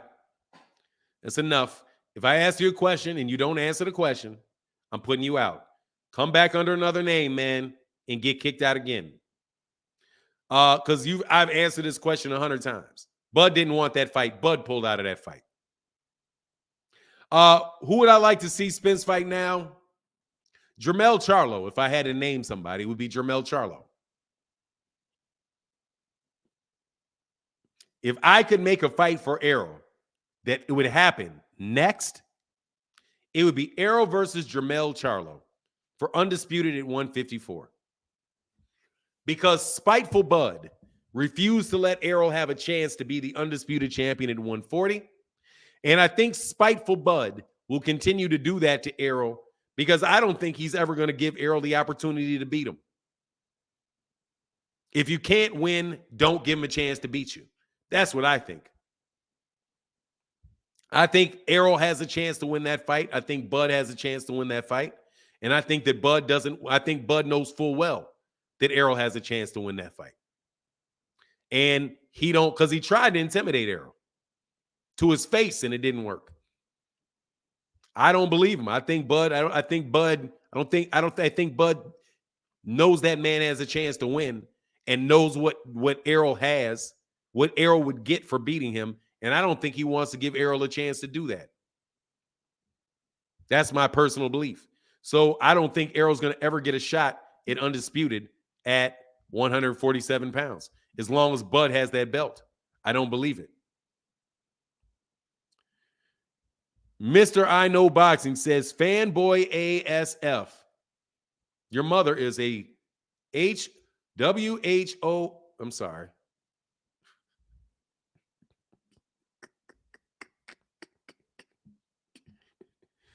Hey, that's who I would like to see him fight. Let me see something though. Who I'm just telling you, I'm being spiteful in saying that, but I believe that at the truth. I believe that at the same time. Hold on one second. I got to make sure you know what it is. You know what it is. You know what it is. You know what it is. You know you're getting up out of here, right? See you later, partner. Oh, can I just remove this? I can just remove this? Oh, I just remove your comment. I didn't got to throw you out. I just remove your comment. There you go. We'll just remove your comment.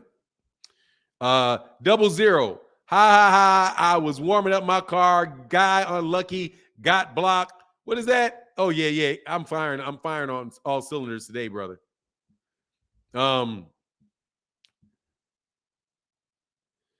What? Dude, don't nobody ever have to send trolls to my chat, man. You trying to don't start stuff now. Trolls come see me because of me. Said TC has even stated Errol will never be undisputed. Yeah, well, he said he's never going to be undisputed because he's not going to fight because he wouldn't beat him. But yeah, I just don't think he'll ever give him the chance to do it. Spiteful. Much love in that super chat, bro. Said, nah, bro. Don't nobody got to send trolls at me, brother. They find their way to here. Believe it. Believe it.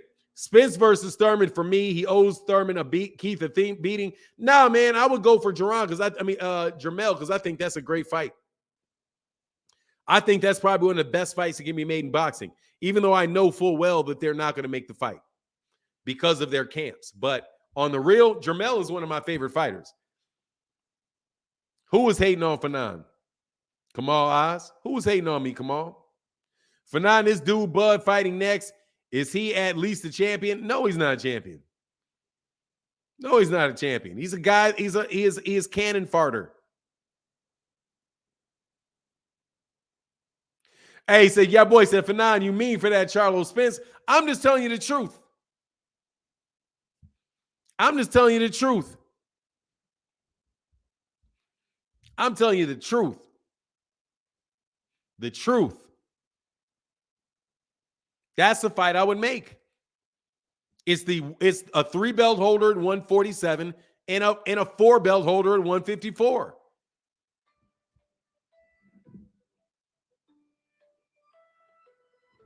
Hold on 1 second. Hello.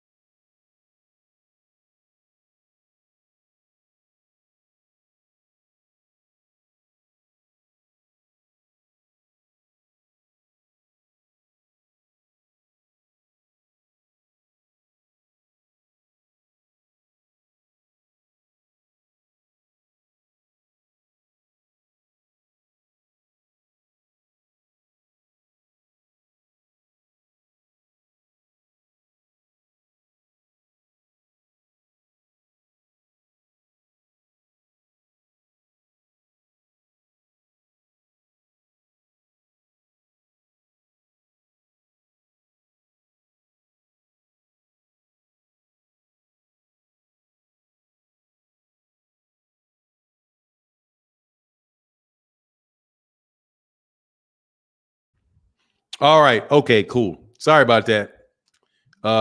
Doctor's office. Let me go back.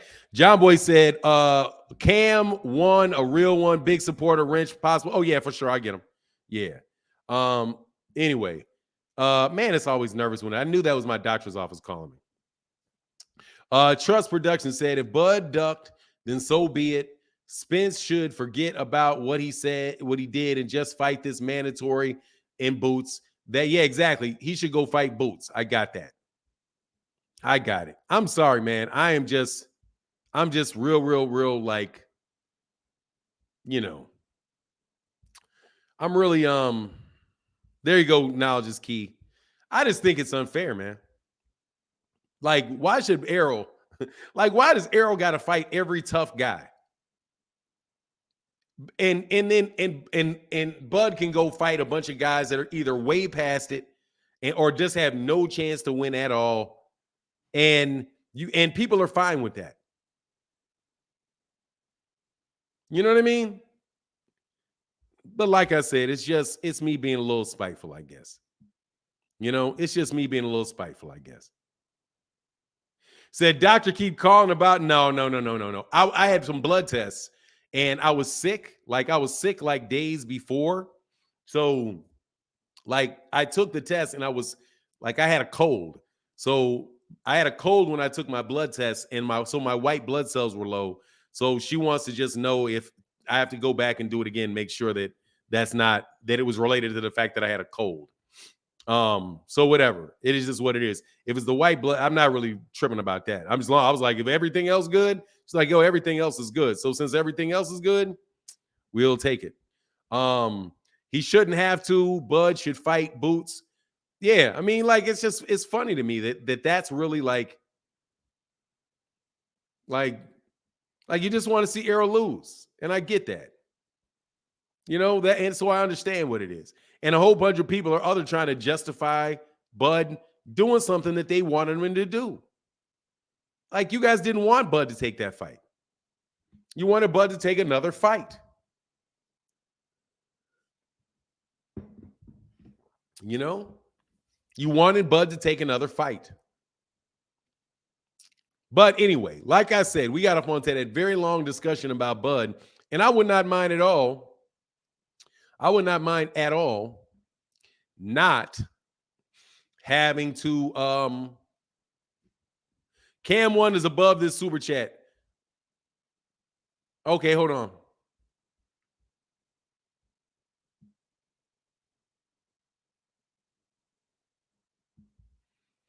I thought I got him already. Oh, but I didn't. There you go. Got you.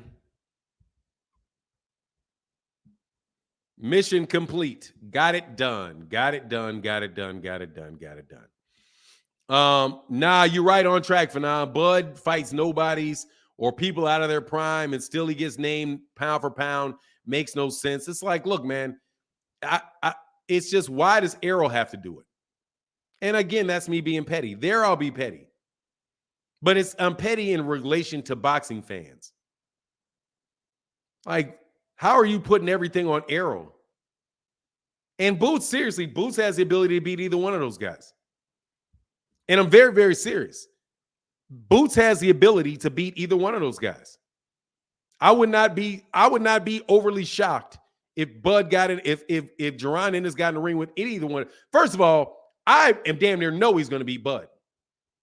Okay, I'm gonna be very, very, very real. I am almost completely convinced he beats Bud.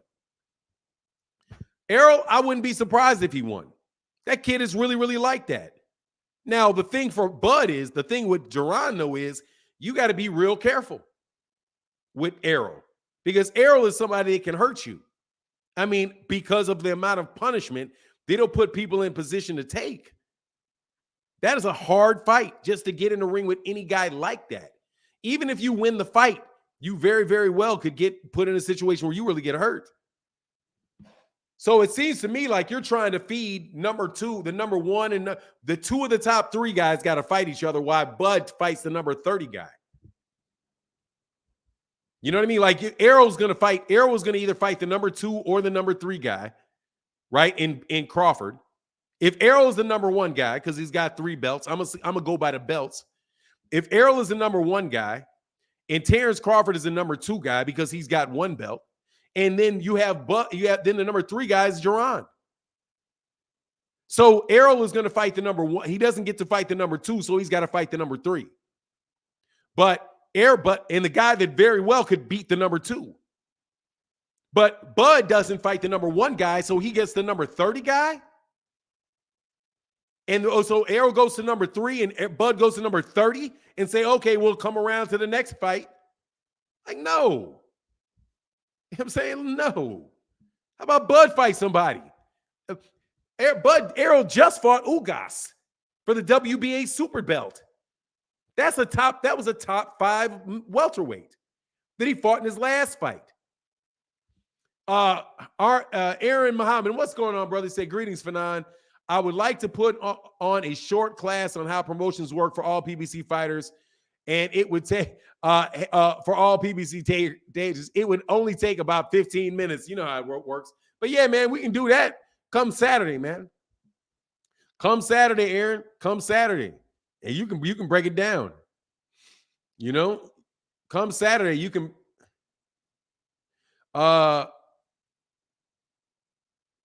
Yeah.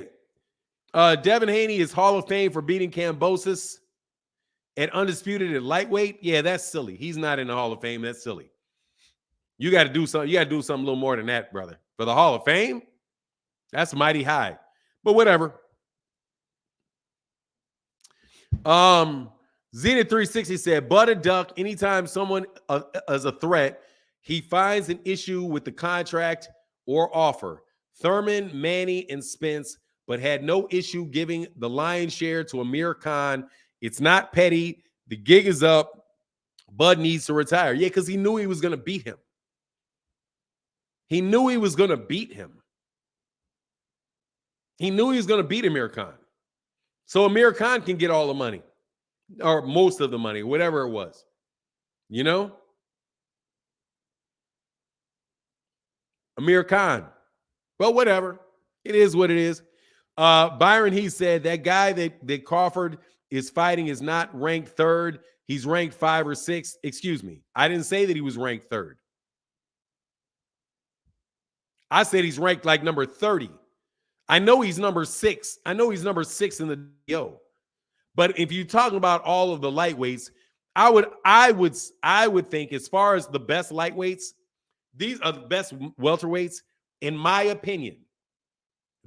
I'll give you the top welterweights. Errol Spence, Terrence Crawford, Jaron Ennis, Virgil Ortiz, Keith Thurman,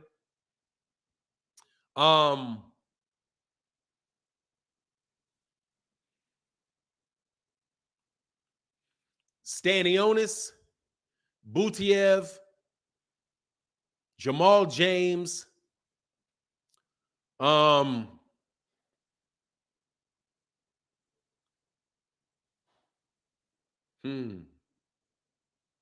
Danny Garcia moved up, but I would say Danny Garcia. And all of those other guys are down below that. In any mix, and I'm sure that who else would be? Speedy Rashidi Ellis. Cody Crowley. Who else is out there that I would put before that guy? Ugas. Obviously, throw Ugas up in there. Mean Machine, because Mean Machine knocked that guy out. So Mean Machine is there. Egis Kalvanakis would be somewhere in, I guess, around there.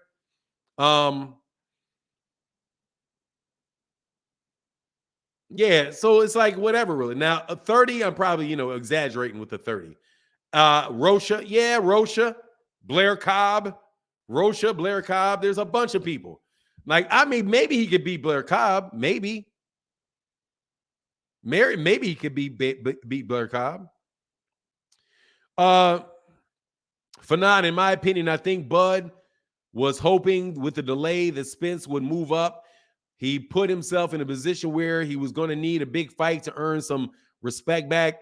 Cody Crowley. Yeah, I would throw Cody Crowley up in there. Yeah, Cody Crowley's pretty nice. You talk about the Canadian dude? Yeah, Cody Crowley's pretty nice. Yeah, who wins out of Ugas and Crawford? I don't know. I would say probably Terrence Crawford over Ugas. It'd be a good fight, but I would take Crawford over Ugas. I only really think. Let me put this. There's only one guy that I just am 100% convinced beats him, and that's Boots. I think that matchup is terrible for Terrence Crawford. I think it's terrible. Like, from a matchup standpoint, I think it's terrible. Terrible matchup with him and Boots. And I favor Errol to beat him. But Boots, I'm telling you, I just think that is every kind of wrong for him. I think that's and I'm talking about the styles.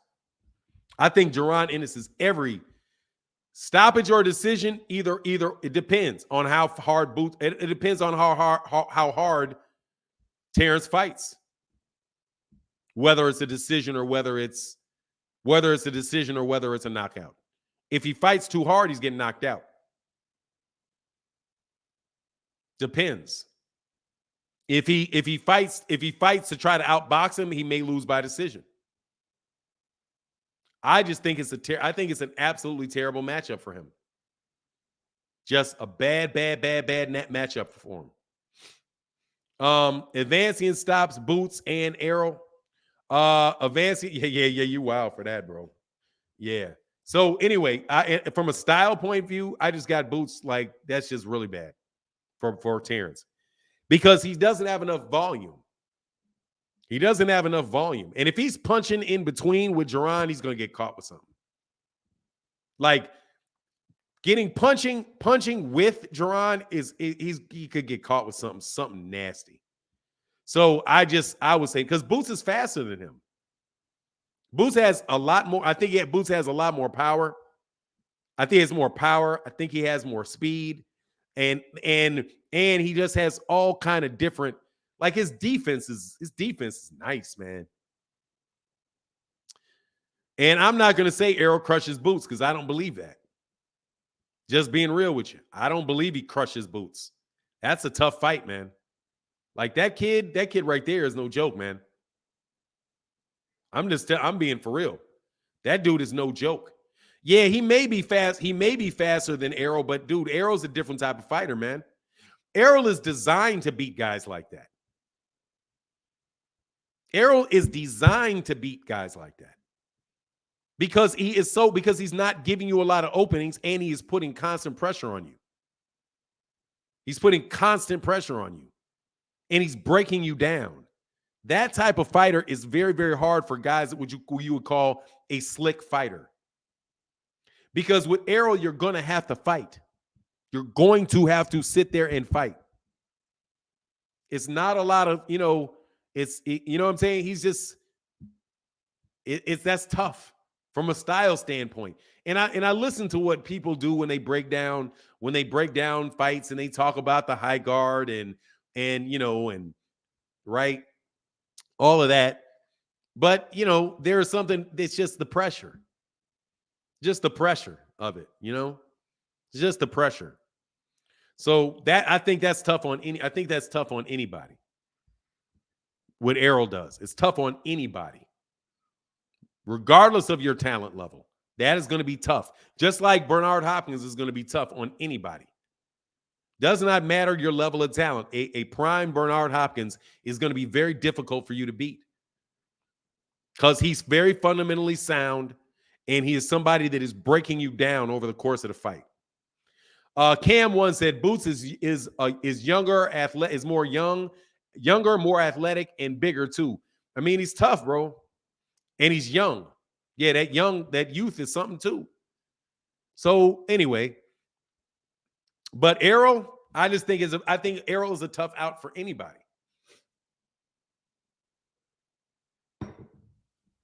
I think he's a tough out for anybody. I'm from Los Angeles and I got Bud stopping Errol and Boots like he did Porter. Oh yeah, you're smoking. I'm sorry, brother. I didn't realize that was you, Terry. I just read the words and was like, who is out here tripping? Now Terrence may be able to beat Errol if he catches him. If he catches him.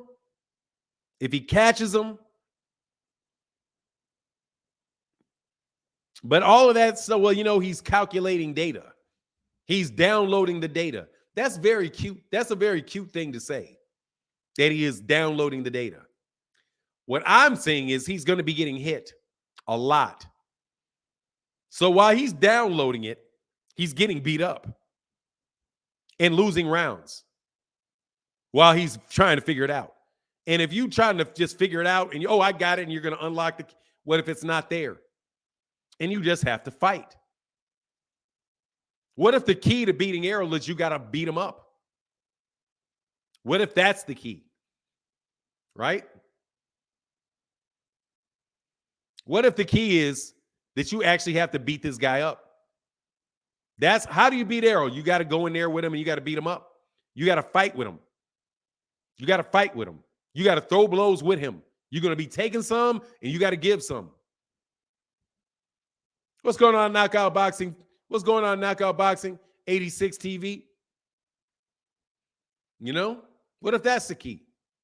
How do you beat Errol? Well, it's not going to be one thing. You're going to have to pressure him. You're going to have to push him back. You're going to have to get him. You're going to have to beat him up. So pretty much you're going to have to fight his fight and beat him at it. That's how you beat him. Then Bud has to go, and will Bud be able to do that? Not saying, I figured him out. I'm just going to take a step back and hit you with an uppercut. You know what I mean? That's the key. Something that's going to get the fight over right away. Looking for a key to a knockout when it's not there. Sometimes you're going to have to fight a guy. Just what it is. Sometimes you're going to have to fight him.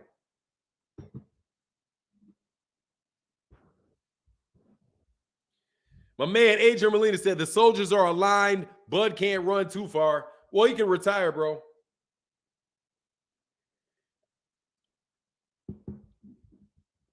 Yeah, for sure. Upon your request. Yeah, absolutely.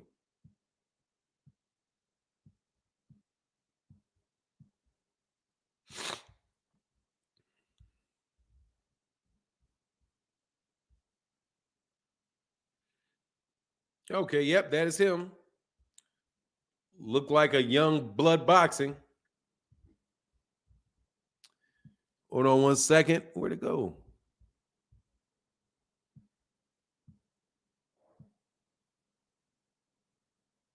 Just had it. Hold on. Oh, there you go. There you go. For sure. There you go. For sure. There you go. Hold on one second.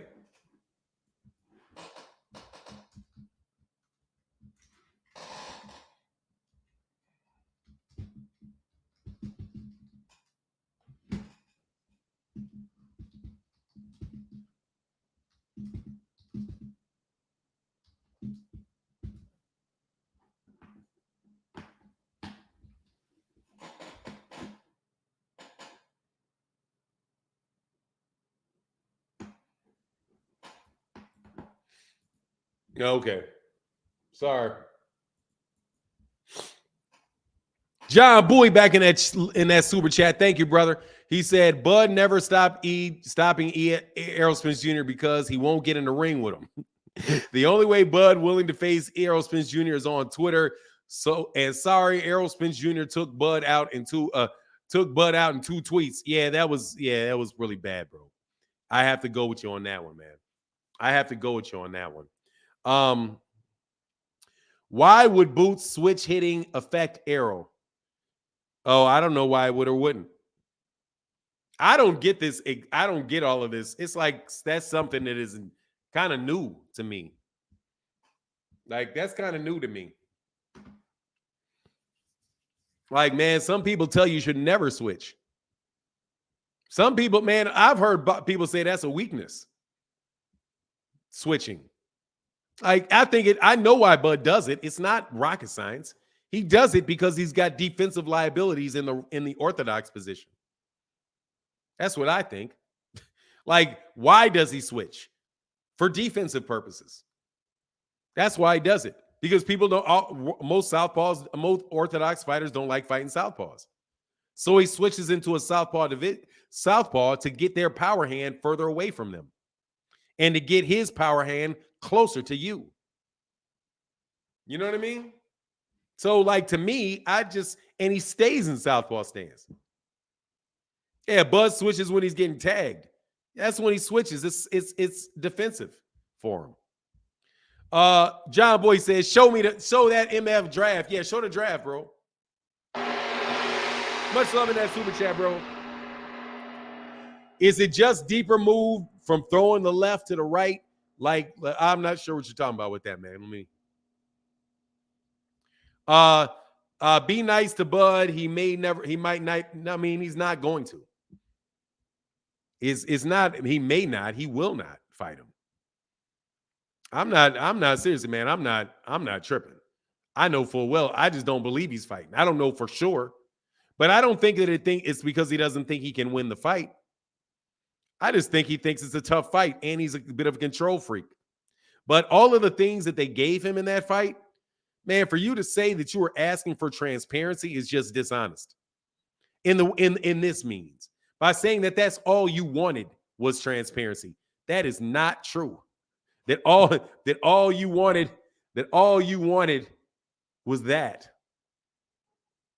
Y'all out there debating, man. I haven't listened to the debates. I like your rule setup though, but I don't do that. I'm not doing no debates, bro. I'm not doing them mugs. Hey, man, I swear. I finally converted Fanon. Hey, man, I mean, God dog. You was wrong about Sean Porter.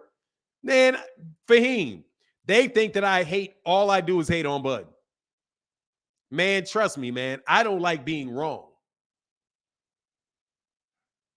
I don't like being wrong. And it took Fahim Zator 3 fights to prove it. But I'll be dang if I don't fess up and admit it. You know what I mean? He said at the highest level, switching is usually a sign of struggle. Like, dude, that's, I guess I'm not a trainer, convicted valedictorian. I'm not a trainer, but that's what I had always heard. It's like, yeah, man, that's like, why would you want to do that? Like, anyway, so I'm done with BC. Hey, man, it is what it is, man. This fight over there on Black Prime, though, bro. I'm just not trying to hear that, man. I'm not trying to hear that. I'm not trying to hear it, man. And I can't buy it. That's another thing. He said, my guy, so I got it 1-1 with a draw round. What you talking about? You guys are debating with rules. I do like that, though. Only thing that I would add is you actually have to have the facts turned in ahead of time. That'll shut down most of the debates, because you guys are like, if there's no fight, you cannot introduce any facts in there. Like, the facts have to be agreed upon. And if you pull out any facts that are not agreed upon, you know what I mean? Then it's like, nah, because you're trying to hit me with a whammy. Like, you're trying to say something that I don't know to be true. And you don't have any evidence for. You're just making that assertion, you know? Like, so it's like half of the conversation turns into you saying, no, that's not true. And it comes down to whether or not somebody believes something is true or not, which is an unverified fact. You know what I mean? So to me, it's like, I think you got to turn in all your facts into the judge beforehand. So if somebody say, excuse me, that was not entered into evidence. That was not entered into evidence, okay? If you are making this claim, you have got to show proof of this. And you don't have no proof of that, go away. Anyway, off to work. Have another blessed day. Justin James, you have a blessed day as well, too. Sometimes it creates a new angles on your opponents to give them other looks unless you're just ambidextrous. Then it's just the fact that you have power in both hands. Yeah. Okay, I got you. But it is what it is. I understand, man. I understand what it is. But look, it is what it is, and we will see what happens moving forward. I know Bud is a very good fighter, though. You know, I know that he's a very good fighter. I don't have a doubt of it. I don't have a doubt in his ability. There's no reason for me to doubt his ability. However, it does make it look real suspect when you get one more of these soft touches. You like soft touches. He likes soft touches. You can say what you want about how good he is, but you cannot argue that Bud doesn't like soft touches. Bud likes him some soft touches. Like, does not mind. When you say, hey, if I can get a bunch of money to fight a mediocre fighter, why not? So that's mediocre means that's a soft touch. So change the word mediocre to soft touch. If you can get $10 million for a soft touch, why not? You can say what you want, but he likes his soft touches. And that is kind of irritating to me, because I don't want to see you fight any more soft touches. You know, just don't want to see any more soft touches. I don't want to see soft touches out of a lot of people. No more soft touches. Like, you're running out of your soft touches. Okay? Errol got plenty of soft touches. Errol ain't had a soft touch. Errol, quite honestly, ain't had a soft touch since Carlos Ocampo. He has not had a soft touch in years.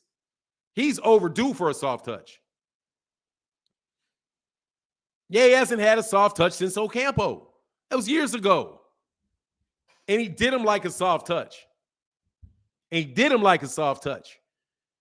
Right? Some of these other guys are taking soft touches consistently. Shoot, Deontay Wilder just had his first soft touch in years. Deontay Wilder had his first soft touch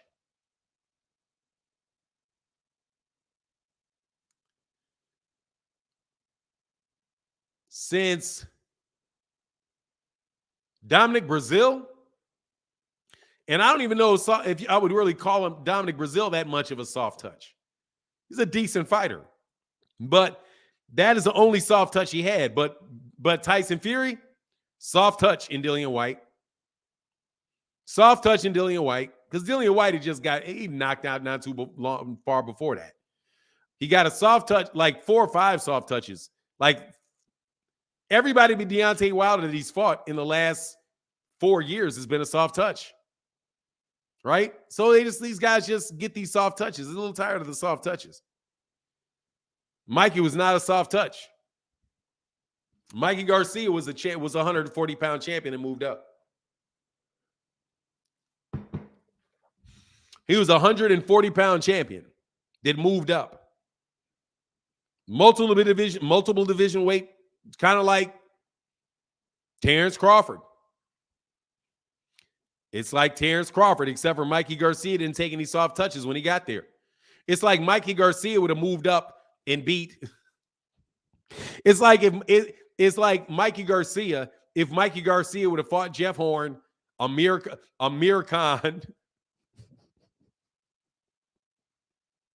Jose Benavidez, that kind of thing, man. But Mikey, I don't think Mikey really could have ever really carried the weight well at that weight class. But you know what it is, man.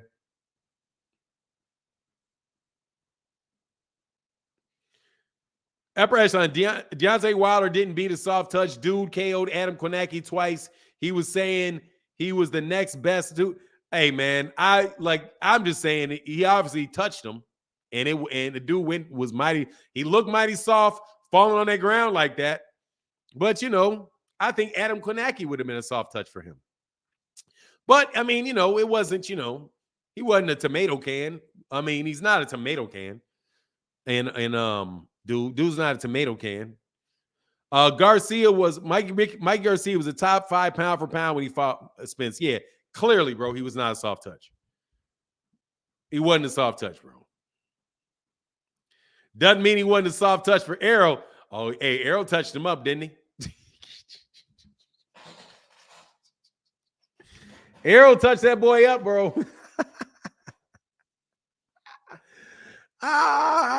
He touched that boy up something fierce, man. Hey, hold on 1 second. I got to be right back. 1 second.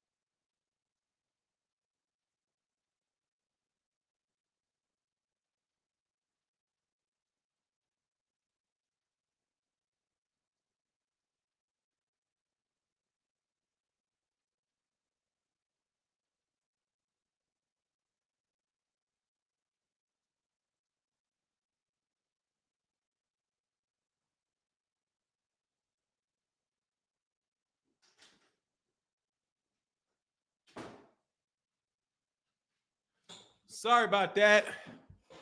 I'm back. My bad. Bud ain't no duck. He's a black swan.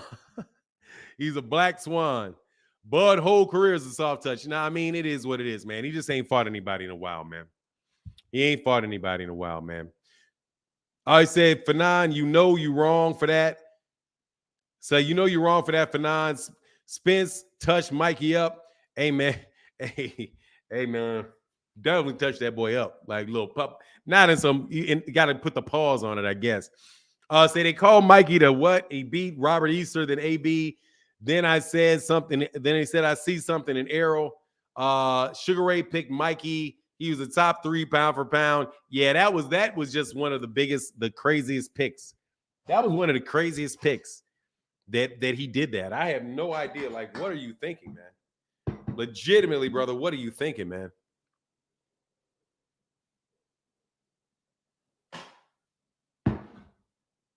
Like, what are you thinking? Said he played pinball with no keys. Oh, I gotta call him back. He played pinball with no keys head. What are you talking about? Spence made Mikey rethink his career in boxing. Look, man, they told him not to take that fight. Mikey was going for the money, man. Mikey was just going for the money. That was very, very obvious. He's just going for the money. He probably didn't want to fight much longer. He wanted to make sure he got himself a couple big paydays. So he went for the big payday. You know what I mean? He went for the big payday. Yeah, exactly, Rick Timms. Mikey saw Errol as his retirement check. Yeah, he got that money. He came back. He had a bunch of fights. He was jumping all over the place. You know, there's no argument. If Mikey is soft touch, then Bud's whole career is a fraud because he has fought no one in their prime that good. That's a fact. Now, that's true. Yeah, he does not have a Mikey Garcia. He doesn't have one. Him beating Mikey Garcia will be like,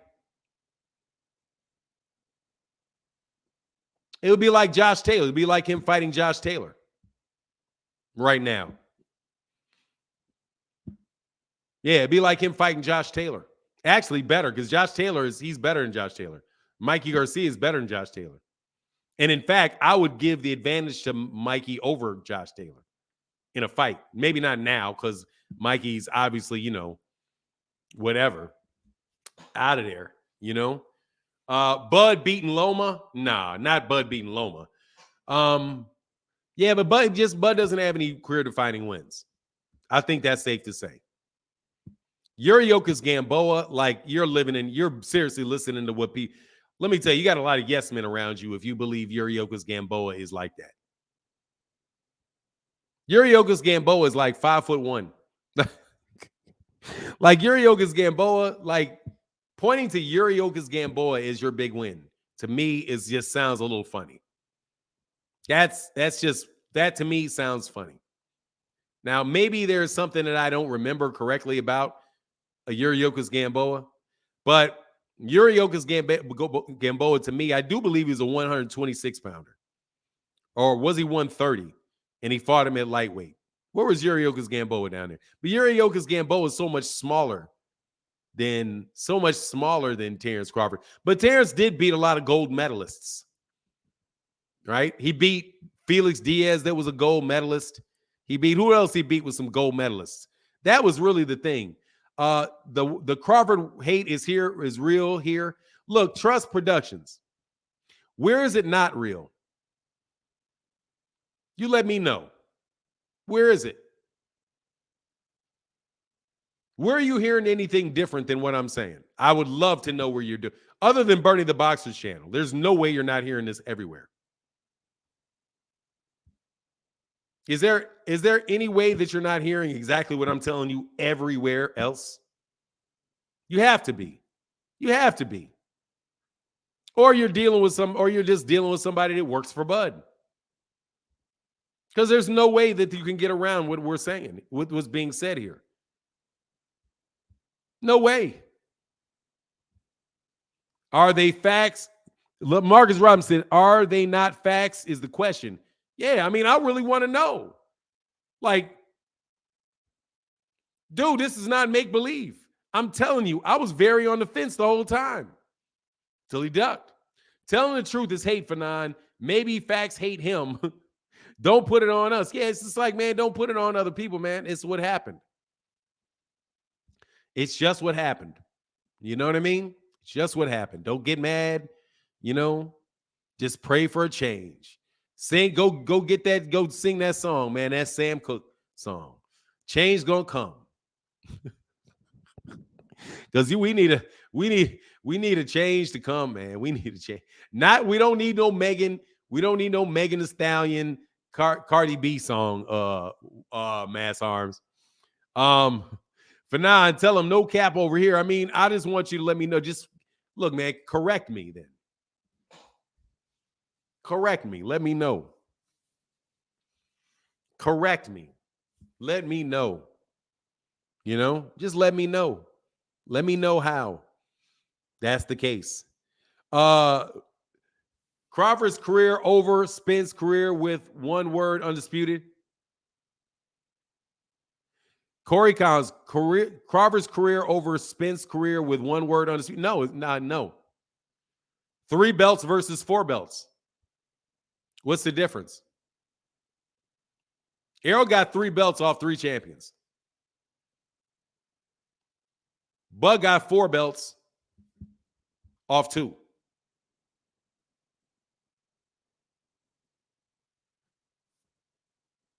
What do you mean? Errol had better fights getting 3 than Bud had getting 4. So no, absolutely not. Unless you're telling me that Devin Haney's career is better than Errol Spence's. Or Josh Taylor's belt. Is Josh Taylor's career better than Errol Spence's? Let me ask you a question. Is Terrence Crawford's career better than Floyd Mayweather? Floyd was never undisputed.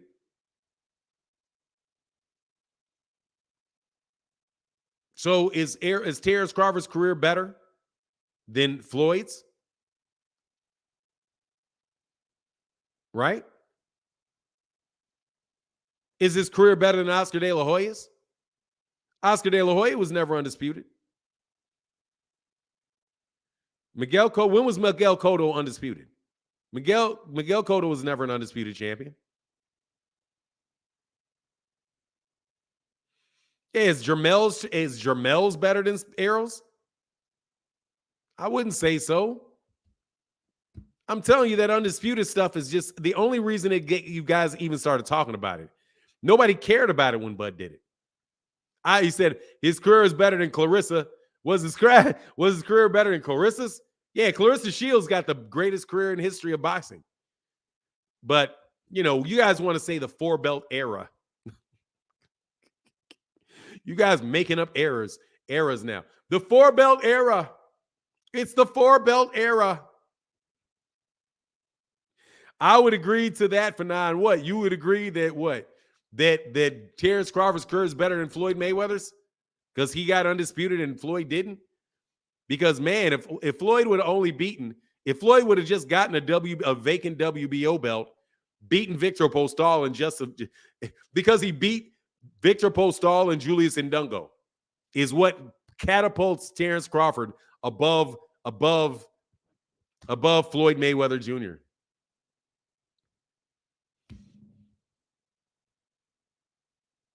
Two gold medals, 3-time undisputed. Man, she's a female fighter. She's a female fighter. She's not going to have she's a female fighter. Okay? It's a female fighter. Naughty Jeff, for now, which fight would you rather see? Which fight would you rather watch upcoming? Dillian White's or Bud's? Who's Dillian fighting? Bud's. I'm going to tell you right now, Bud's. Ugh. Nazi Dread. Ugh. Hey, bro, I'm mad. Hey, I'm upset with Bud, but I ain't that upset now. Dillian what? Man, Dillian what? Man, please. Dillian what? No, I would take a Terrence Crawford advancing over Dillian Watt versus who's he fighting, man? Who is Dillian Watt fighting? Heck no.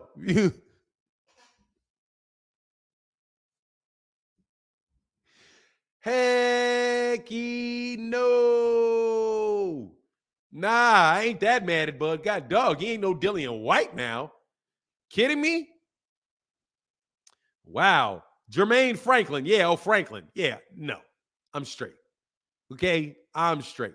Is the guy good enough to knock out Dillian White? Jermaine Franklin. I've seen Jermaine Franklin before, though. I thought maybe it was that other guy, the kind of athletic dude. What's that athletic heavyweight's name out there in the UK? I can't remember. What is his name, man? I like him. Funny name. Light-skinned dude, light-skinned guy, black dude, kind of athletic. Adrian Miller said, common sense is murder. Here, when Fanon talks, it's just for real, bro. So these dudes be on one, Adrian. They be on one, man. They be on one. No, not Dubois, not Joe Joyce. It's something else. He's a little bit of a smaller heavyweight, man. God, what is his name, man? What is his name? I don't remember what his name is.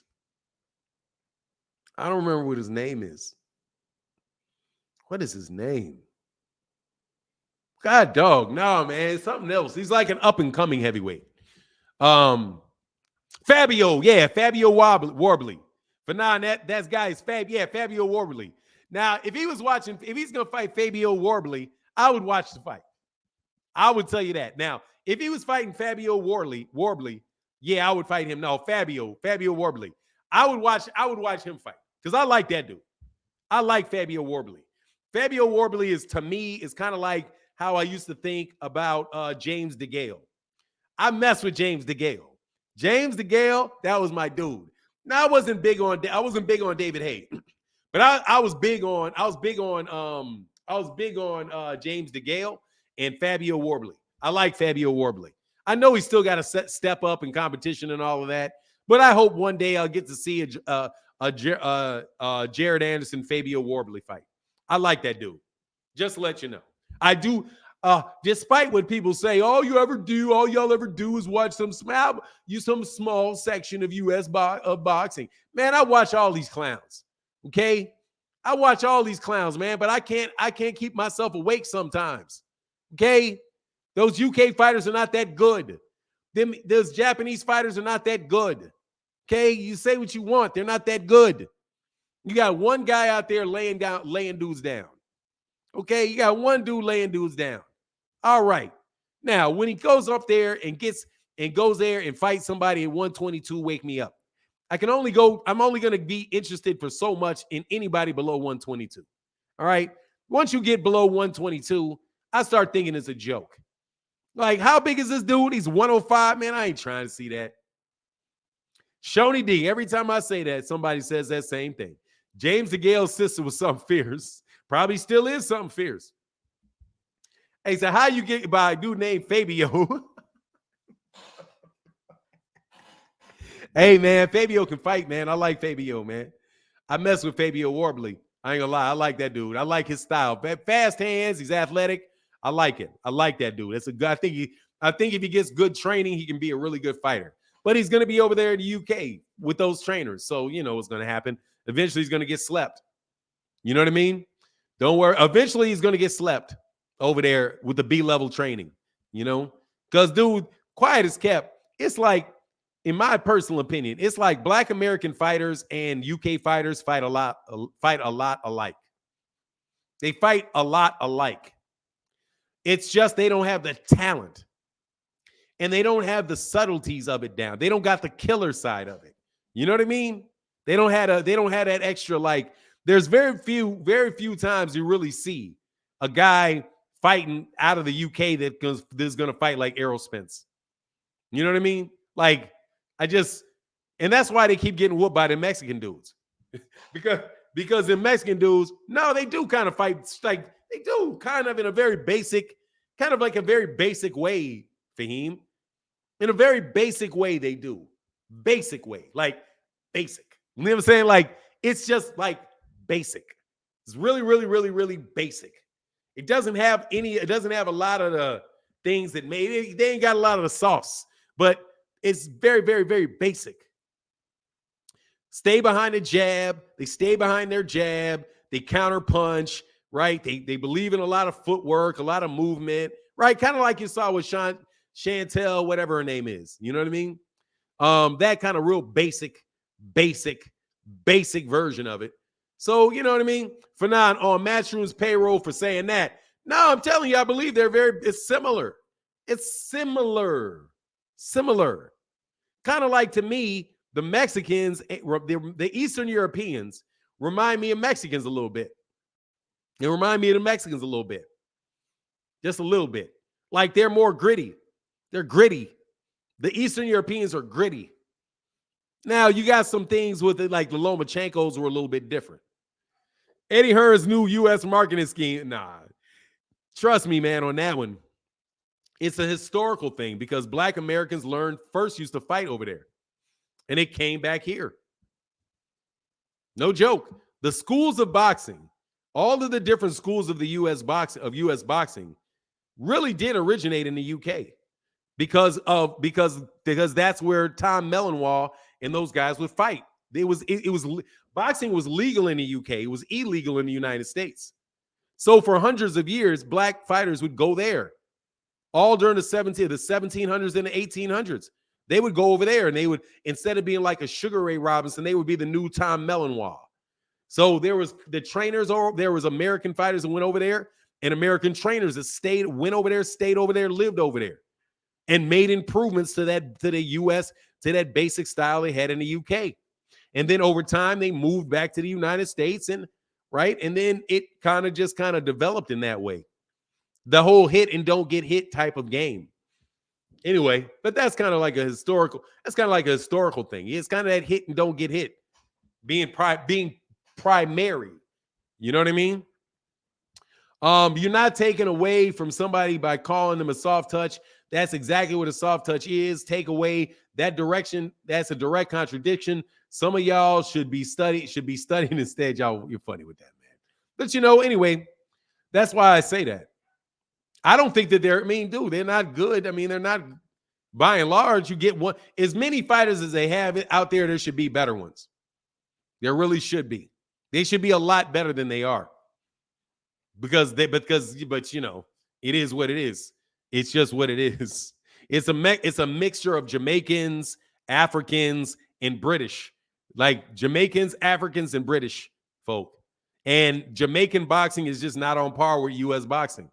African boxing is not on par with American boxing, and British boxing is not on par with American boxing. So when you get here, you get a Texas style, you get the Detroits, you get the Baltimores, you get the Philadelphias and the New Yorks, right? You get the Oakland. Oakland has a good little hotbed going on over there, and some of those styles are similar one another.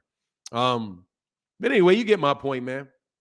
Bonos Fuego says Jared Anderson. Yeah, Jared Anderson versus man, don't get me wrong. Jared Anderson's gonna murk Fabio Wardley, but I like Fabio Wardley.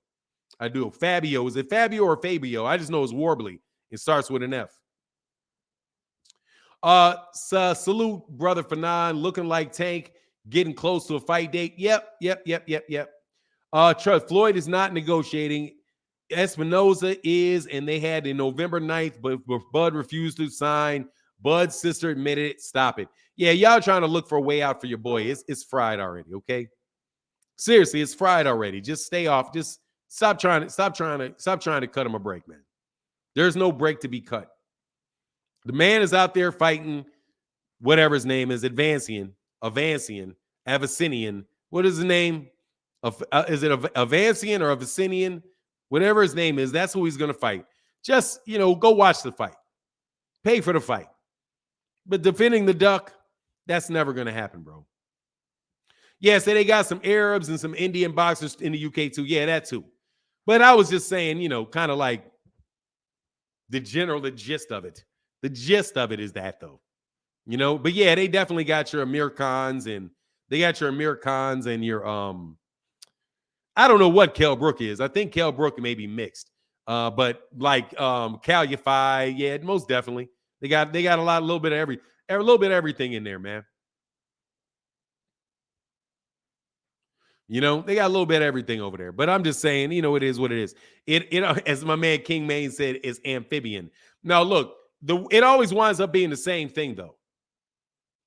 You wind up taking that L when it comes down to it, and usually it's a Mexican fighter. They tried to keep him away from the black fighters, but then the Mexican fighters ran up on him. And I'm telling you, Tyson Fury don't want to fight Usyk. We'll see with that one. Now, and I believe the reason that Tyson Fury is because he's so big. Because he's so big. He's a skilled fighter, but he's just so big. Other than that, he'd have been gone. If it's his skills, he'd have been gone. He's just so big. If he's 6'4", if he's 6'4", 225 pounds, man, whatever. Whatever. Ain't no way I'm taking him over Jared Anderson. If he's not 6'9", he's just big. So he's got a special gift of size. You know? But I'm not so convinced that he's going to beat Usyk. I favor him to win. But dude, he's acting mighty funny about Usyk. And Usyk don't seem like he got a lot of problems with big dudes. Doesn't seem like he has a lot of problems with big dudes. Because he's not that much bigger. I mean, Tyson Fury is not that much bigger than Anthony Joshua. Well, he's about like 2 inches taller. He's longer, but he's about 2 inches taller. I don't know, man. I don't know about that Usyk thing. I see somebody beating him. When he gets beat, you'll see it. It'll shock you, but it'll happen. It'll happen. His chin is suspect. He's not 4 inches taller, man. The guy ain't 6'10". What do you mean? Man, dude is 6'6", man. AJ is 6'6". He's 6'8". That's 2 inches. Dude, Tyson Fury is not 6'9". He's 6'8". That guy's 6'6", that's 6'8". It's like 2 inches. It's not that much bigger. He's not, he's like, yeah. Dude is 6'6". AJ is very, very, very big. He's a big dude. Big dude. Hey, he's a big dude. Usyk, I'm telling you, man, and so is Joe Joyce. Joe Joyce is 6'6". Tyson Fury is like 6'8". They list him as 6'9", but I think that's a little bit of a stretch. But he's definitely tall. But, you know, he has a huge reach advantage over Usyk. And Usyk's got a southpaw advantage on him. I'm just saying, let's see the fight. Let's see. Wilder is 6'7". Yeah, Wilder's 6'7", maybe 6'6", 6'7", something like that. Yeah, he's listed as 6'7". And Tyson Fury is about an inch taller than him. There wasn't a huge height difference between Wilder and Fury. There's a size difference in how big he is. Because Tyson Fury is a lot bigger. He's weighing 270. We're tight when Deontay Wilder's weighing like 215. You know? Zenith 360 said the person paying for it said it was November 9th. The venue had reservation from PBC. Spence said it too. Multiple sources had November 9th, and Bud refused to sign months ago. I disagree, Fanon. Wilder is 6'7", and you can see the difference. Wilder is 6'9", bro. Dude, that's not 2 inches in height difference. He's not that much taller, bro. 2 inches taller, brother, you're looking at the man's eyeballs. I'm telling you, Fury is not 6'9". He's not Tim, brother. He's not 6. Do you know how freaking big 6'9" is? 6'9". I don't think he's 6'9", bro. If he's 6, I'd give him 6'8". Probably 6'8", maybe 6'9" in shoes, but he looks about 6'8". He's not quite 6'9", bro. If there's a big difference between a guy that's 6'7" and 6'9". That height difference would be big. He's big though, you know. But whatever. Yeah, LeBron. I think LeBron is 6'8". I don't even think LeBron is 6'9". I think LeBron is 6'8". Kevin Garnett is probably 7 foot. He's probably cutting it a little bit. But I'm going to tell you this: if they listen Kevin Durant at 6'9", you know dang old well that Tyson Fury is not 6'9". But 6'9", that's real tall. I just think he's adding. Kevin Garnett is probably 7 feet tall, man. I think Kevin Garnett was listed as 6'11" and not 6'10". But he's like 6'11". LeBron, I think, is probably 6'8". More like 6'8". Larry Bird is a legit 6'10". And I think Larry Bird is taller than LeBron. But anyway, they're big. They're all big guys, though. Whatever. Yeah, Durant, ain't no way, bro. Yeah, said no way. We said, what? Oh, John Bowie in the chat. Hold on one second, man. This dog's got to stop yapping. Hold on 1 second. Hold on 1 second.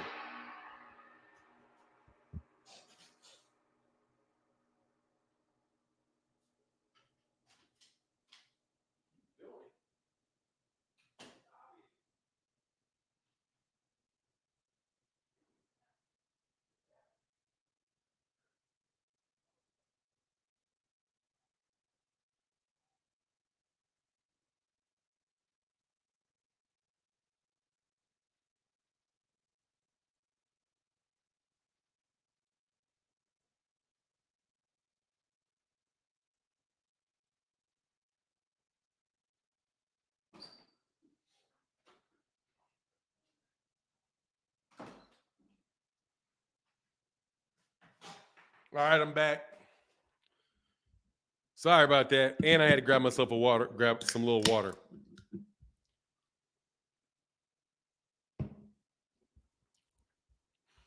Said, bring the dog on the stream for 9. You hating. Heck no. That ain't even my dog.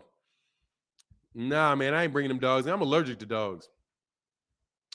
I'm allergic. I'm straight on all that dog stuff, brother. Believe you me. Anyway, the stupidity is the record level. That's double zeros. What is this? Haney believes in himself, so he took whatever. Bud's, God, that is the biggest myth, bro. But whatever. Bud saying he believes, but he didn't. Dude, that dude didn't want to fight him, bro. Like, this dude just doesn't want to fight him. Like, he just didn't want to fight him. He said Garnett played with his height to play power forward instead of center. Yeah, NBA dudes, dude, I just don't think that dude's really 6'9". He's definitely a big dude now. Don't get me wrong. The guy's a very, very big guy. Fanon, you have a great Pyrenees. No, I do not. I have an Anatolian Shepherd.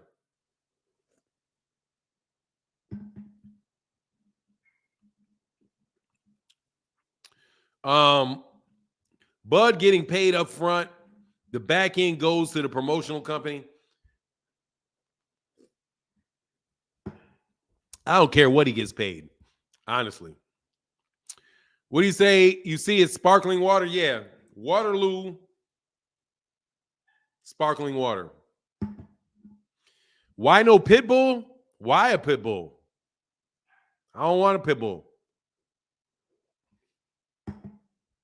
I'm not fighting dogs. You know what I mean? I'm straight on that pit bull stuff.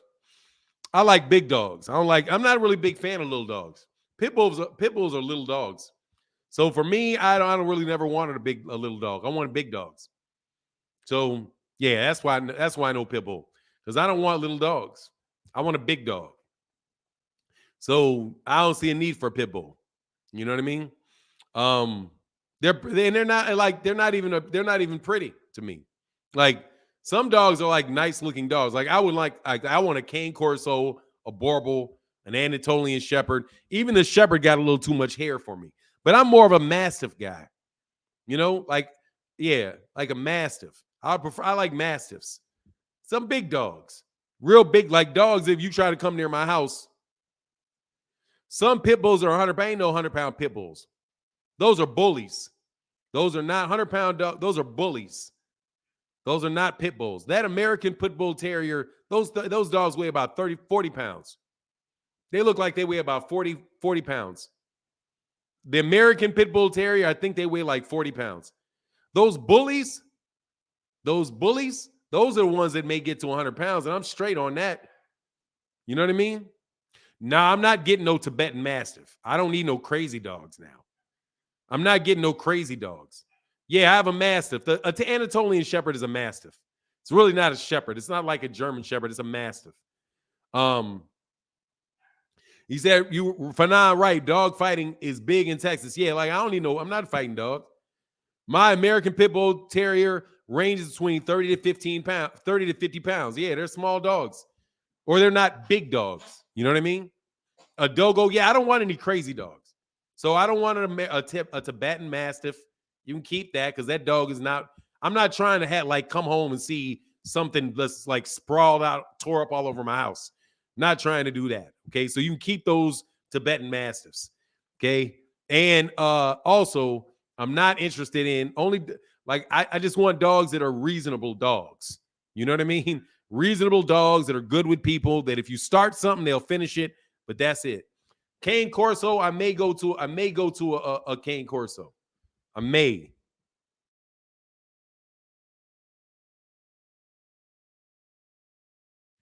Hold on one second.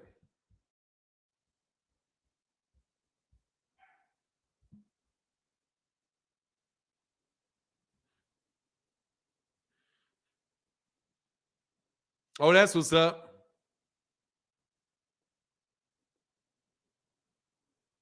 So they're making dates, bro. Yeah, that's what's up. So all of a sudden, the PBC starting to make a lot of fight dates all of a sudden. Pretty funny for Bud not having held nothing up. I think that's like, what is that, 3 fights in a row? Ain't that like 3? Isn't that like 3? I think that's 3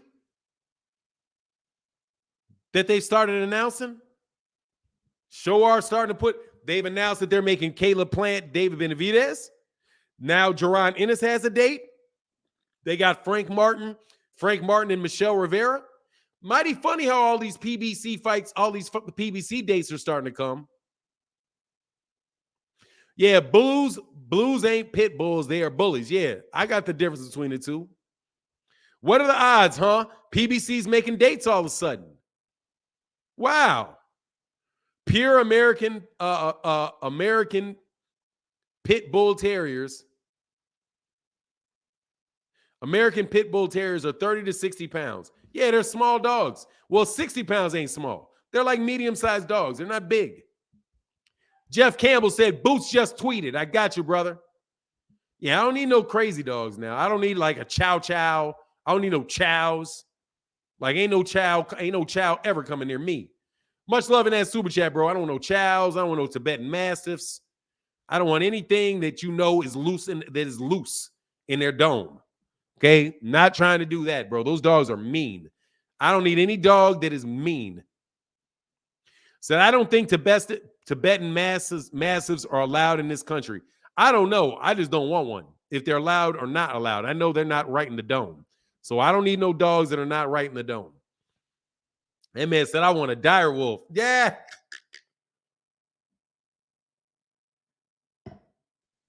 Man, God, man, those doggone gray wolves are huge, man. Time to go to Africa. Some love. Richardson Hitchens and Raymond Ford on the undercard. Time to give Africa some love. Richardson Hitchens and Raymond Ford on the undercard. Africa, they're fighting in Africa. That's good for them. Yeah, I thought they said the PBC was broke. Yeah, it's mighty interesting how they're making fights all of a sudden. Mighty interesting, huh? Mighty interesting. Mighty interesting. He said, it be so many channels doing fight parties. I don't even bother, bro. I might, Timothy. Yeah, the fight party thing for me is like, man, I'm all right, man. I'm all right on. I used to do them. I was like really not the first, but one of the first people to do them. And then this is like everybody's doing them. It's like, I'm all right, man. Like, I'm all right, bro. I have my morning. I'll do my morning stuff. I'm cool on all that fight party stuff. Up there talking about fight. I want to watch the fights. No, nickname is Africa Richard Hitchinson. Richard Higgins. Is it Hitchinson or Higgins? I always be forgetting. Anyway, said I only watch you or BFTB fight party. Yeah, I'm cool on it, man. I'm straight on it. You should make a Twitch to a Twitch Tufanon. A Twitch for what? Man, I ain't got time to keep. Man, it's hard enough for me to keep track of Instagram and Instagram and Twitter and YouTube. YouTube's a lot of work, but anyway, it is what it is, bro. I'm straight with all of that stuff, man. We don't have a difference of opinion. Nevada State Athletic Commission having November is a fact. Showtime confirmed that it's a fact. You saying stuff that conflicts is a lie. It's stupid. God dog, you killing them, huh? Fanon, I got a Borbal and he's 133 pounds of sweetness, but don't mess with him. Yeah, that's what I'm saying. I'm cool with the Borbal because a Borbal, it's not, you ain't gonna lose. It's not gonna go nuts on you. You know what I mean? It's not gonna go nuts on you. I got this little, let me put it this way. I got this little dog, this I'm about to throw this dog out this house though. Oh, I hate little dogs. Anyway,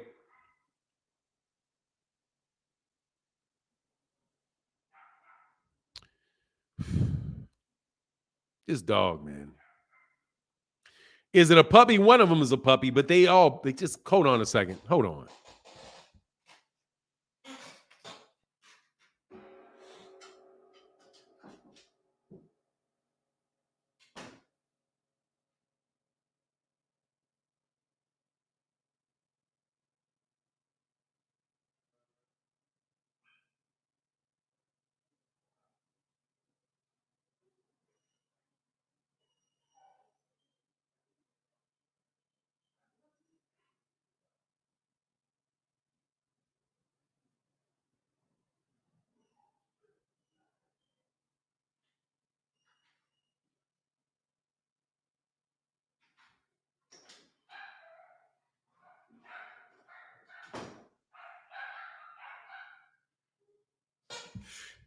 Sorry about that.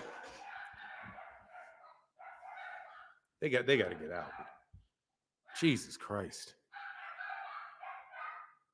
Hold on one second.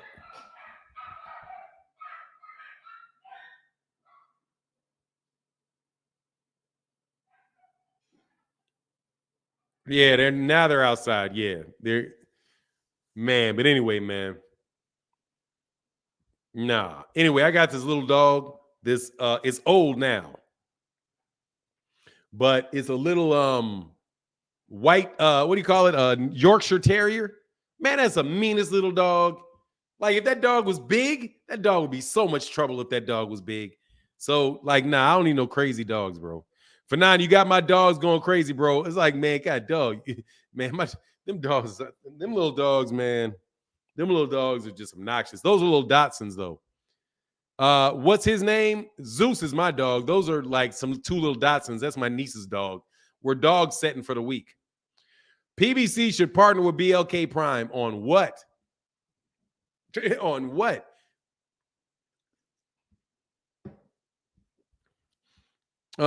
What's his oh yeah, my dog's name is Zeus. I didn't name him Zeus. Zeus was a name. I got him for free. He's like I saved him, I guess. You know what I mean? I got a small dog. She's 6 pounds. Got a training collar off Amazon for $25. It beeps, vibrates, and shocks. Oh man, it's dog. I'm not about to shock therapy, no dog. Y'all out here cruel in the mug. All right, man. So y'all talk about some boxing, man. We got about 15 more minutes. Y'all got to talk about boxing. We got to get off these dogs, man. He said, Jeff said, yeah, he said, oh, let me see. I ain't messing with no Huskies either. Too hairy. I ain't never getting no more dogs. I'm done with dogs. They work way too much work. I'm done with dogs. I'm done. You heard Eddie Hearn trying to make AJ BS. Yeah, that's garbage. Yeah, sure you are. Sure you are. Sure you're trying to make it, man. Sure you're trying to make it. Let's see. Sure you're trying to make it. How close is Keith Thurman to retirement? An Errol Spence Jr. fight away from retirement. An Errol Spence Jr. or Jerron Ennis fight away from retirement is how far he is. I don't know, a year or two? I mean, they're right. But he's had a lot of rest too. So, you know, he hasn't taken a lot of punishment in his career. That's one good thing. But Keith Thurman, I don't think he's too far away. A few years. What is he, 34? A couple years. I doubt very much he's going to fight till he's 40. You know? I doubt if he's going to fight till he's 40. The Malamute, Alaskan Malamute. They're pretty. They're not big enough for me. I want a big dog, but I don't want any more dogs. I'm straight. Because this dog right here, this old dog right here is peeing all over the place. Just got all kind of stuff going on with it. Got all kind of stuff going on with it. You know what I mean? I'm cool. My wife, no way. She's not gonna allow too many of these dogs to be floating. I have small Shih Tzu dogs are good for alarms. I'm straight on all that. They're obnoxious. Like, nah, I'm good. Everybody on my dog house wanted a bit small dog. The nicest dog I got is the big one. He barks. Even he learned to not bark as much as he used to. Do you think Bud's pay-per-view sales will advance and will play a part in the next negotiation with Errol? No, because I don't think he's going to fight Errol.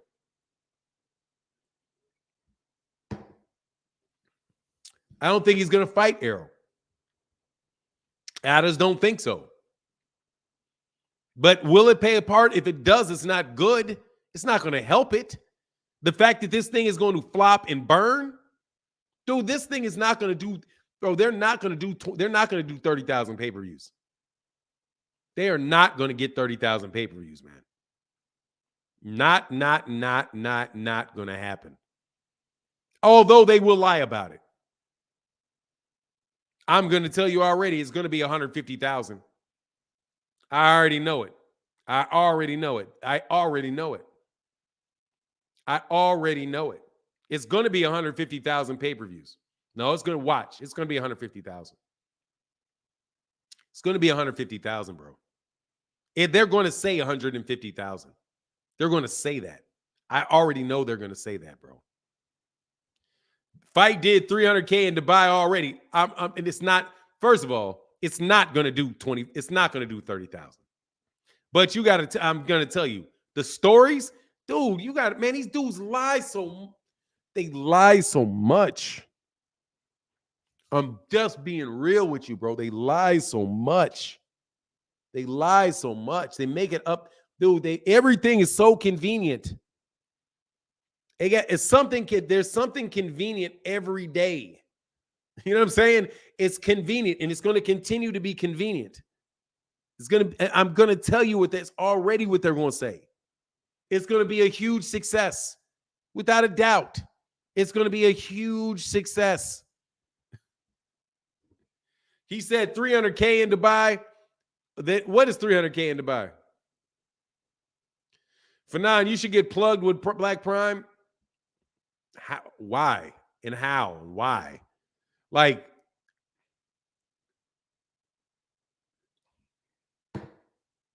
I'm all right, man.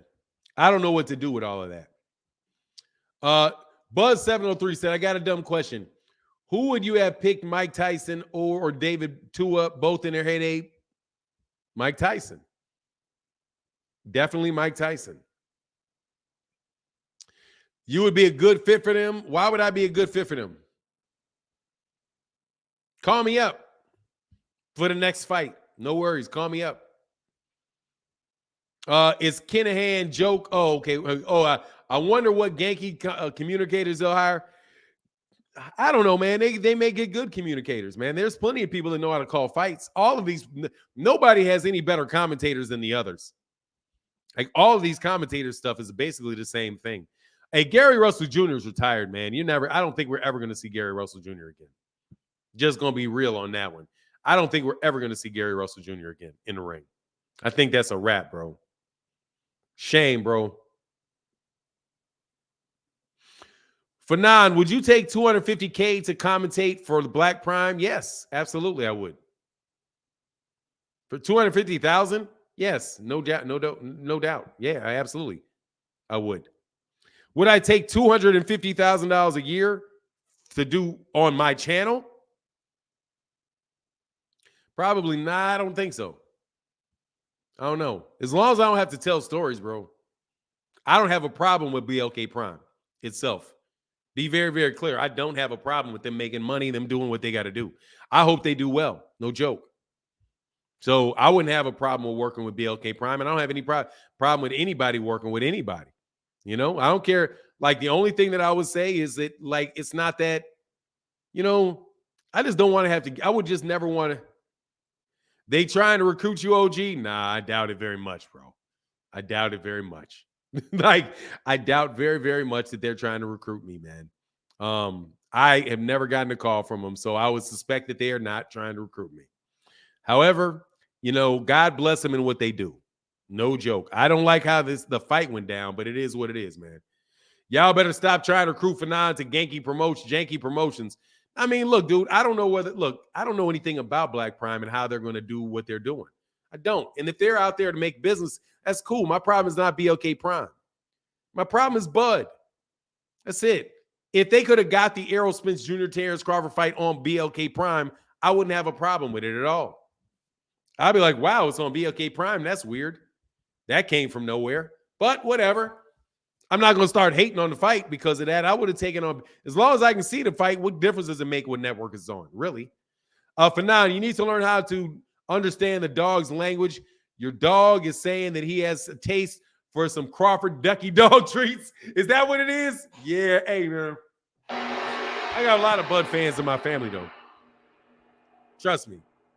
Fanon has never had issues with BLK Prime. He only ever had issues with Bud not taking a fight. Yeah, I don't have any problem with BLK Prime. Why? I mean, if they want to look, first of all, I don't care how many lawsuits they got or this, that, and the other thing. So what? You know what I mean? Like, for real, it doesn't affect me in the boxing. It doesn't affect me. Doesn't affect me. I want to see a boxing match. I have a computer over here. I got a computer right there. I got a computer right there. And I got a computer right there. And I got a phone right here, which is virtually a computer. I can watch the fight on any and all of these things. I just want to see the fight. I don't care what network it's on. I don't care. But I will say this about the PBC. Oh, man, much love in the Cash App, brother. To my man, Monster J in the building. I was real late on this. He said, just because, great work. Shout out to John Bowie. Thank you, brother. Much love for that 20 in the Cash App, brother. That means a lot. Thank you. Yeah, you know what I mean? I don't have a problem with them at all. I don't. I really, really, really, really don't. And I think it's smart for them to work with YouTube channels. It is. And I don't mind people that get their money at all. There is a lot of just general dishonesty running around, though. That, not gonna lie. There's just some stuff that just is like, come on, man. You know? Jeff Campbell said, thanks for another great live for now. Hey, man, my pleasure, brother. Thank y'all for sticking with me and talking boxing with me. I really, really appreciate it. And thank you to everybody that supports in the Super Chat, everybody that supports in the Cash App. I really appreciate it, man. Y'all definitely make my day. You definitely make my day. Hope you guys subscribe to the channel. Hope you guys hit the like button. All that good stuff. But the guys that support and that put color in the chat, you guys are really the ones that make the channel continue to go. And it is important. It's a signal to other people, too, that is valuable. You know what I mean? Way too much dishonesty. Yeah, it's just, that's my only beef with it. My beef is that, look, man, I have to do videos that I'm literally telling people what I'm seeing. And then you're getting a bunch of other stuff inundated on you that is just basically just patently not true. You know, it's just not, the stuff is just not true. And it's obvious that it's not true. Or it should be obvious that that it's most likely not true. But it is what it is, man. And then I had, during that time, I thought this was really funny. And I'm going to continue to harp on this because I know you listen. So I'm going to continue to harp on this. Do you remember when Errol Spence Jr. put all that stuff out there about, you know how, hey, say great live, your crowd is tough. Yeah, they tough around here, man. You know, you remember when this somebody put out a tweet that said that all these YouTube channels making up stuff about the fight? And Errol Spence Jr. said he retweeted it or he responded to it and he said facts. Whole bunch of these people jumped on me as if he was talking about me. I'm like, man, what are you talking? Why are you acting like it's me? Me? Like, what in the world would Errol Spence Jr. ever come out and say about that I'm lying? But when it came out, who was telling the truth and who wasn't, y'all got silent. Y'all got real silent. Real silent when I would have all these people coming by my channel talking about clickbait every day. Clickbait, clickbait, clickbait, clickbait, clickbait. Oh, I'm so sick of these people clickbaiting, clickbaiting, clickbaiting. The guy ain't never clickbaited. I ain't told no stories. Now you see that I was telling you the truth. But hey, where's my apology? Where's my apology? But all of a sudden, I don't get that anymore. I don't have every video inundated with clickbait, clickbait, clickbait.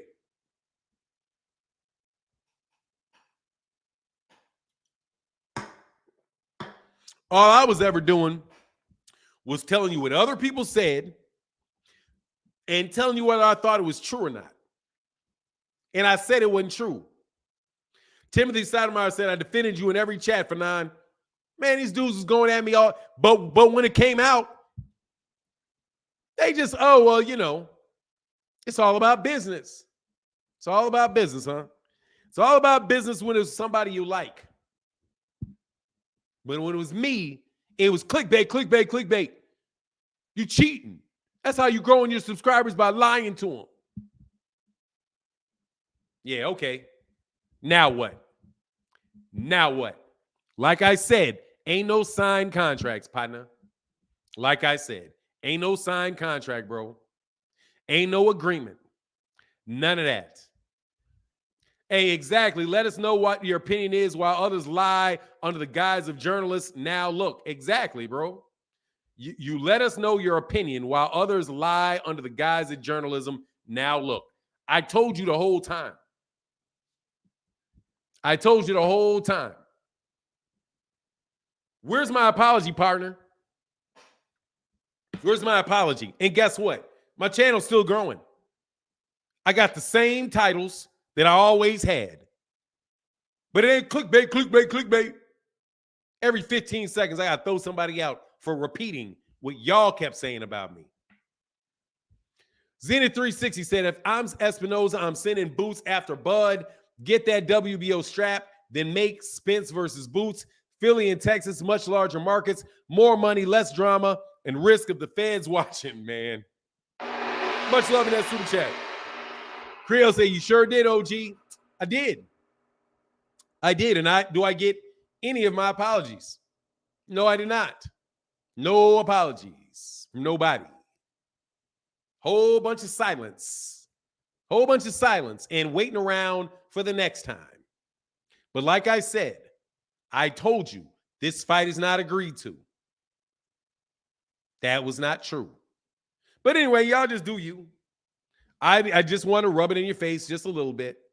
He said, yeah, a lot of people lost their credibility with this. A lot of dishonesty doing a lot of people's credibility went shot.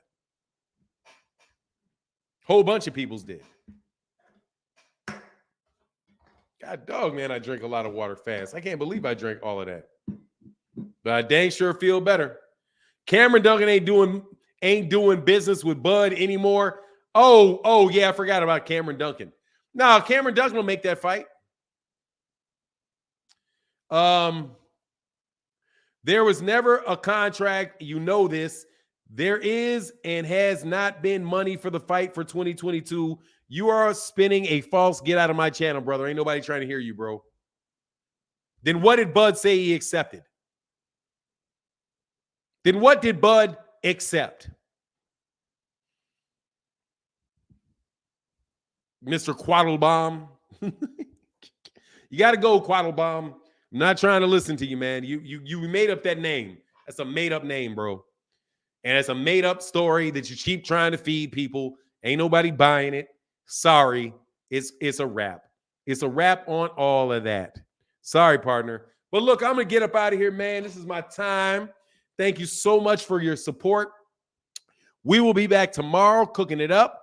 Y'all make sure y'all hit that like button. Thank you to everybody. Yeah, y'all do make it worse, man. Don't worry about it. I'm going to bust you out later, too. Don't worry.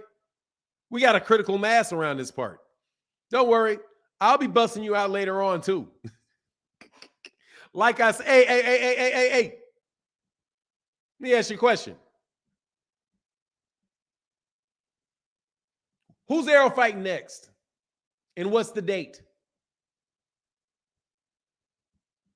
You don't know, do you? What was Errol's big announcement? Can anybody tell me what Errol Spence Jr.'s big announcement wound up being? Put it in the comment section. What did his announcement wind up being? What did that wind up being? You guys tried to frame Errol for a duck by saying that he would be fighting Keith Thurman in December. So obviously he did not want to fight. Terrence Crawford because he was planning on fighting Keith Thurman all along.